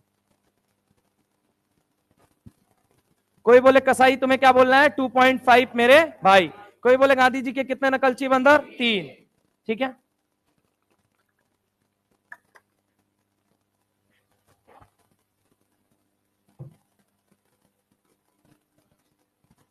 इतना तुम लोगों को मास्टर ना समझाता भी है, फिर भी तुम लोग नहीं मानते हो. हम तो पता है क्या है, हमको ना समझाना बड़ा इरिटेशन लगता है. पता है क्या है? जिसको होना होगा वो हो जाएगा, जिसको नहीं होना होगा उसको हम थोड़ी करा लेंगे. हम थोड़ी करा लेंगे. हमको बड़ा इरिटेशन लगता है ये सब ना. मतलब कि तुम लोग एक तो ज्ञान देना तुम लोगों को, पता है क्यों? क्योंकि ज्ञान उसको दिया जाता है जिसको समझ आए, और जिसको समझ आएगा वो निकाल ले जाएगा वैसे ही. लेकिन मैं तुमको एक कड़वा सच बता दे रहा हूं, मैं तुम में से 80% लोग ऐसे हैं जो जिनको मैं सेलेक्ट नहीं देखूंगा. ये मैं जानता हूं. तुम में से 80% लोग ऐसे हैं जिनको नेक्स्ट ईयर में सेलेक्टेड नहीं देखूंगा. इस बात का मुझे पूर्णतः विश्वास है. कोई अगर आके बोले ना कि एकदम क्रीम बैच है, मैं फिर भी कहूंगा. मैं इनको अचीवर वालों को बोल के मैं 60% से ज्यादा, 70% ज्यादा एक्सपेक्ट नहीं करता. आ गया तो अच्छी बात है, लेकिन 70% ज्यादा हमको उम्मीद नहीं है, क्योंकि मुझे पता है एंड मोमेंट पे कुछ ना कुछ गलती जरूर करोगे. हमने खुद ने की है, हम दूसरे से क्यों ना एक्सपेक्ट करें.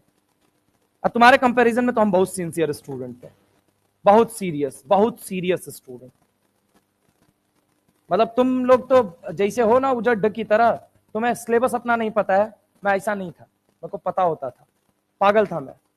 मेरे को बस एक चीज बहुत हिट करती थी बार बार. पता है क्या हिट करती थी? मैं अपने गांव का पहला इंसान था जो गया था कोटा जैसे शहर में. तो अच्छा, फाइनेंशियल बैकग्राउंड उतना तगड़ा था नहीं, लेकिन ये था कि हाँ. और मेरे दादाजी जो नहीं थे, मैंने तुमको बताया था, बहुत मानते थे हमको. उनसे जो बोल दो वो काम हो जाता था मेरा. मुझे याद है कि रात को रात मैंने फाइनल किया कि नहीं मैं वहीं पढ़ूंगा तो वहीं पढ़ूंगा, नहीं पढ़ूंगा. आप बताओ. उन्होंने बोला भेजना है चाहे खेत बेच के भेजना पड़े, क्योंकि उतनी अच्छी नहीं थी सिचुएशन. वहां गया तो ये नजर आया, यहाँ तो सब टॉपर में बैठा है पूरा बैच के अंदर. हम सीबीएसई के 8 CGPA वाले वहां पहुंचे हुए हैं, और वहां बच्चा बैठा है 96 98 वाले. ऐसे ऐसे बच्चे बैठे हुए हैं. ICSE टॉपर बैठा हुआ है. समझ में नहीं आ रहा है. लेकिन दुख होता था पता है किस चीज का? पापा यार बहुत मेहनत से कमाते हैं. जब देखी थी ना, जब फीस भरते वक्त उनको 60,000 रुपया फीस जमा करना था, अब पैंट की मोहड़ी पीछे फटी हुई थी. उस दिन बड़ा बेकार लगा यार, बहुत बेकार लगा. उस दिन हम सोचे ना कि अपने बाप से हम भी पैसा नहीं लेंगे. अब हम ये सोच लिए. और ट्रैक रिकॉर्ड है मेरा, मैं तुमको बता दूं. मैंने अपने सेकेंड ईयर के बाद कभी उनसे पैसा नहीं मांगा, 1 रुपया नहीं मांगा सेकेंड ईयर के बाद.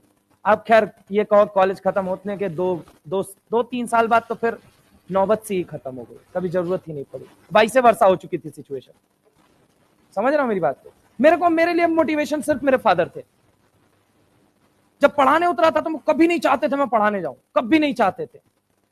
मैं पता है क्या, आज भी कैमरे में पता है क्या, मैं जब भी मुझे लगता है कि थोड़ा हल्का हल्का नींद आ रही है ना, मैं कैमरे को अपने पापा का सर मान लेता हूं. कसम खा के कह रहा हूं, उनकी कसम. उनसे ज्यादा मेरे लिए प्रिय कोई नहीं है. मेरी मोटिवेशन वही थे. क्या हुआ? बैक. मेरे लिए मोटिवेशन वही थे. और मुझे नहीं लगता यार आपके माँ बाप से ज्यादा बड़ा मोटिवेशन आपके लिए कुछ हो सकता है. मैं तुमको सच बता रहा हूं, एक जीवन में ऐसा फेज आएगा ना, चलो आज तो है मान लो, मैं तुमको सच बता रहा हूं, अगर आज कहा जाए ना, आज इनके रातों रात अगर मुझे कोई प्रॉब्लम आती है ना सबसे बड़ी, तो मैं सबसे पहले किसको याद करता हूं? अपने पापा को या अपनी माँ को याद करता हूं कि हाँ भैया मेरे साथ ये प्रॉब्लम है। मैं ऐसी कल शाम सोच रहा था, कल अगर नहीं रहेंगे तुम्हारे साथ प्रॉब्लम आएगी तुम क्या करोगे? अरे इंसान का दिल है भाई, वो तो किसी का भी वो होता है, हो सकता है। तो मेरे लिए सबसे बड़े मोटिवेशन वही थे यार। देखो तुम्हारे लिए भी मुझे लगता है अपने माँ बाप को मोटिवेशन बनाओ, तुम लाइफ में बहुत कुछ कर जाओगे। नहीं कुछ तो उनकी इज्जत करना सीख जाओगे, उससे बड़ी भी चीज कुछ नहीं होती है। डॉक्टर इंजीनियर से बनने से ज्यादा इंपॉर्टेंट है ना कि आप एक अच्छे बेटे बन जाए पहले, ठीक है? इतना भरोसा रहे कि मम्मी पापा, देखो यार किसी के जीवन का कोई भरोसा नहीं, तुमको हम क्यों कह रहे हैं बेटा, तुमको बहुत क्लियर सी बात है, डिजीज का जिस तरीके से ट्रेंड चल रहा है ना, कब कहां किसको क्या हो जा रहा है किसी को नहीं पता है। और तुम्हारे जेब में पैसा नहीं रहेगा ना, तुम्हें कोई मदद नहीं करेगा यार। अब तुम सोचो तुम उस समय अपने आप को कितना लाचार, कितना बेबस पाओगे कि तुम अपने माँ बाप के, मतलब कहा जाता है ना, उन्हीं को ठीक कराने के लायक नहीं हो। तुम कितना लाचार अपने आप को पाओगे। तुम पैदा काहे हुए, तुमको तो ये सोचना चाहिए। और कोई मोटिवेशन हो चाहे ना हो यार, इतना मोटिवेशन तो हर इंसान के जीवन में होना चाहिए कि ये सब कंफर्म रहो, सबके साथ होगा, सबके साथ होगा, सबके साथ एक ना एक दिन ये घटना घटनी है। किसी के पिताजी तो किसी के माताजी तो किसी के परिवार में कोई, मैं हूं आप हो, आज नहीं 10 साल बाद घटना घटेगी जरूर, कुछ ना कुछ समस्या आएगी। और उस समय तुम्हारा सबसे बेहतरीन दोस्त होगा तुम्हारा पैसा, और पैसा ऐसे नहीं मिलता है बेटा। बहुत क्लियर कट मोटो है इसका।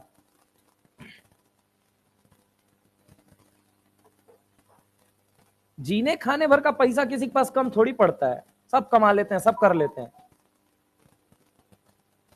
लग्जरी तुमको चाहिए तो एक बार लग्जरी को जाके देखो,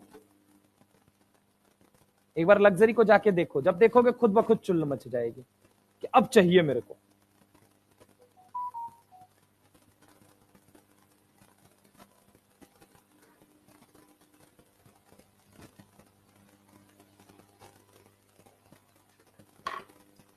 चलो नोट कर लिया, नहीं नोट किया? चलें आगे चलें।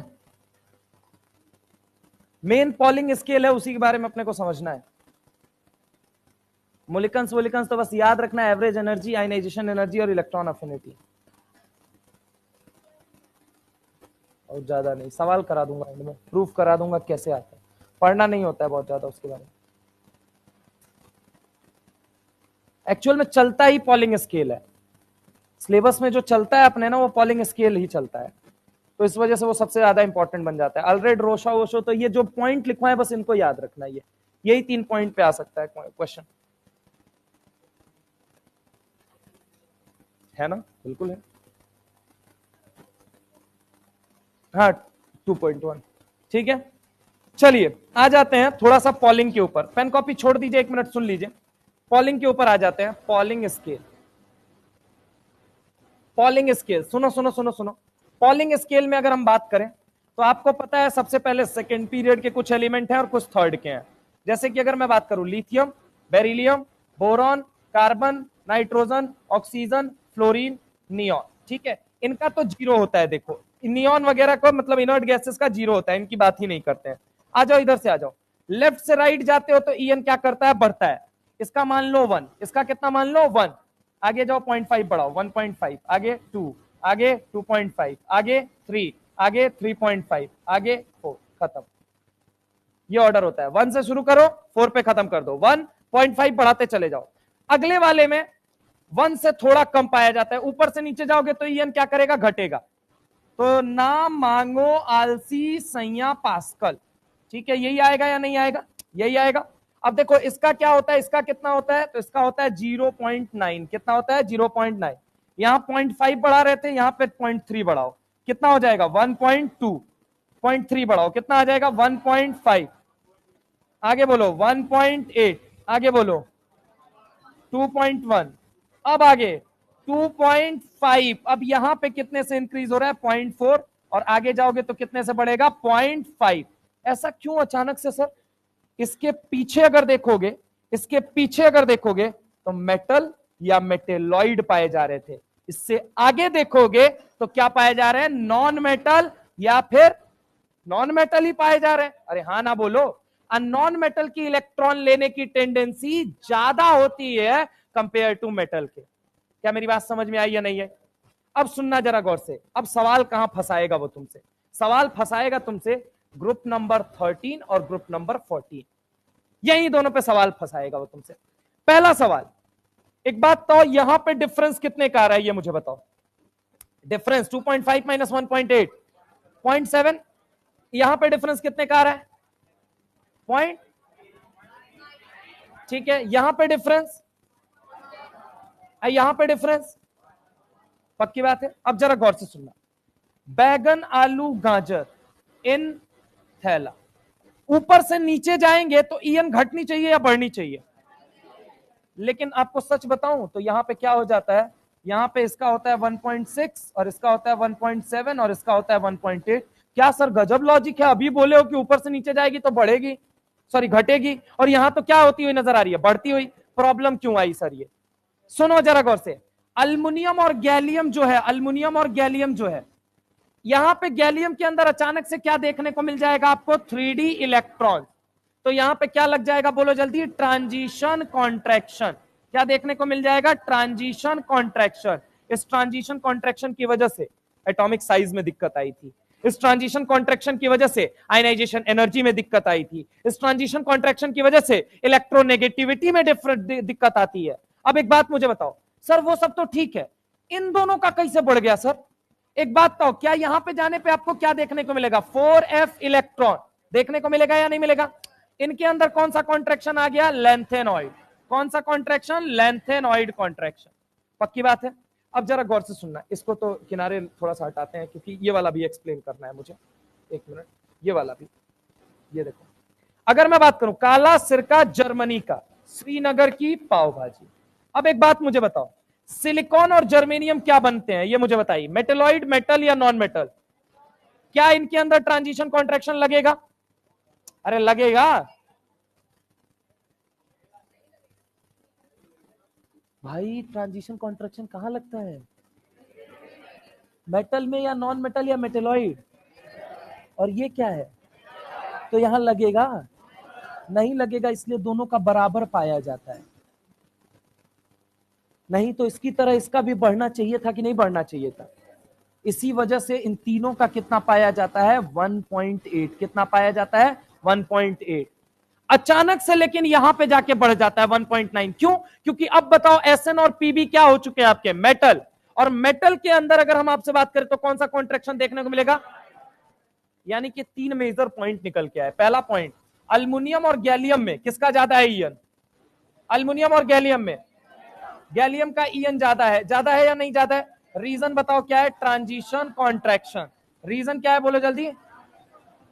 Transition contraction. ठीक है। अगर मैं वहीं पे दूसरी बात करता हूं तुमसे, एक बात मुझे बताना, इंडियम और थैलियम में, इंडियम और थैलियम में किसका ज्यादा है ये मुझे बताओ? इंडियम और थैलियम में किसका ज्यादा है? रीजन बताओ? Lanthanoid contraction. आगे आ जाओ, अगला वाला पॉइंट देखना जरा गौर से, एसएन और पीबी में किसका ज्यादा है ये मुझे बताओ? किसका ज्यादा है? पीबी। रीजन क्या है? बस ये 3 मेजर बातें हैं जो आपको पता होनी चाहिए। डी और एफ ब्लॉक में तो इलेक्ट्रोनेगेटिविटी की अपन बात भी नहीं करते उतना दूर तक। बस ये 3 मेजर बातें पता है, बस आपको मेन काम पता है। और ये याद रखना, ग्रुप 13 एकमात्र ऐसा ग्रुप है, मैंने डे फर्स्ट पे बोला था कि दोनों कॉन्ट्रैक्शन एक साथ लगते हैं, इस वजह से हर ऑर्डर इसका इंपॉर्टेंट है।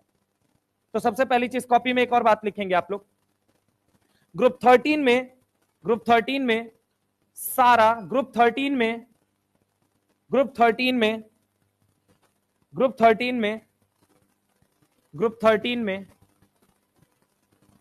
दोनों कॉन्ट्रैक्शन, दोनों कॉन्ट्रैक्शन, दोनों कॉन्ट्रैक्शन, दोनों कॉन्ट्रैक्शन देखने को मिलते हैं।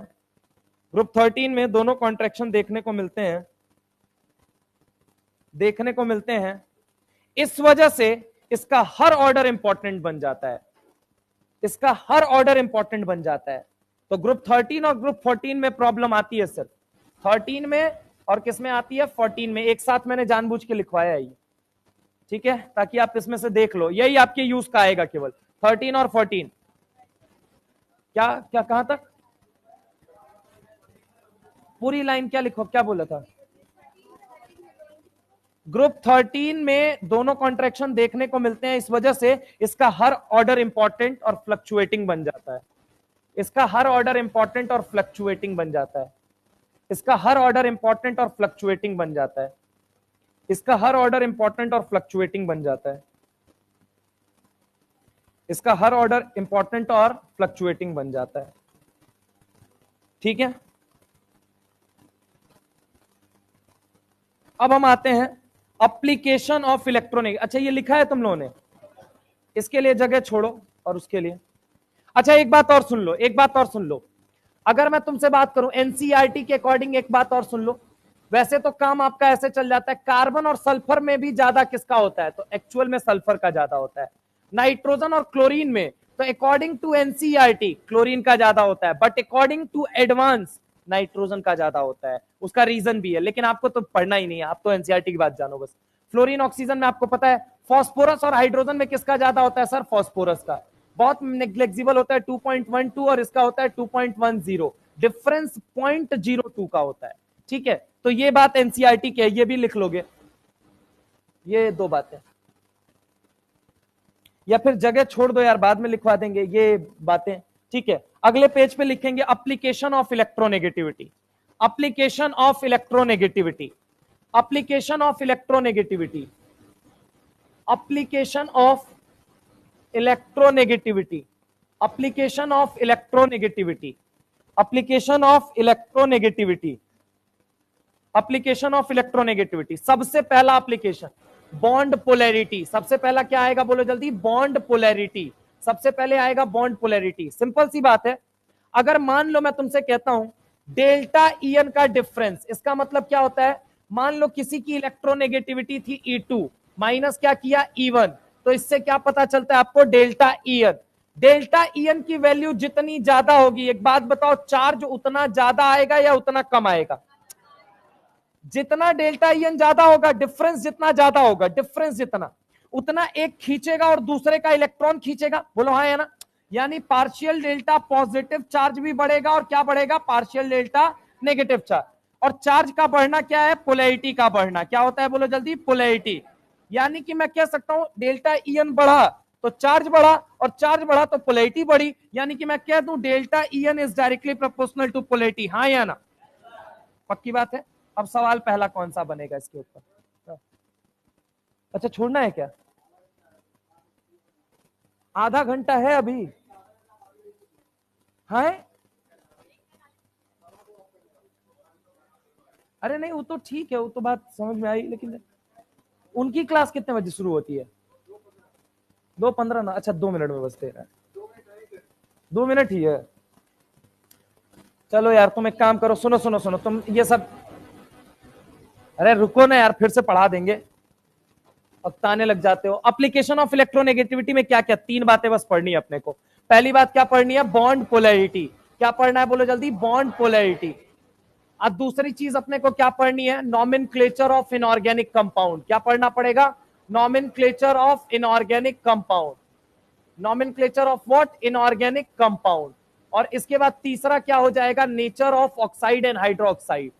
ये कल की क्लास में खत्म हो जाएगा, केमिकल बॉन्डिंग कल चालू हो जाएगा। Nature of oxide and hydroxide सोचा तो आज ही था खत्म करने का, कोई ना, हाफ एन आवर्स की क्लास इसमें लगेगी लगभग। ठीक है, कौन सा, हाँ उसके बाद से लास्ट में। ठीक है, बात समझ में आई, बाकी कल चालू करते हैं एक बार केमिकल बॉन्डिंग। ये तीनों लिख लीजिएगा।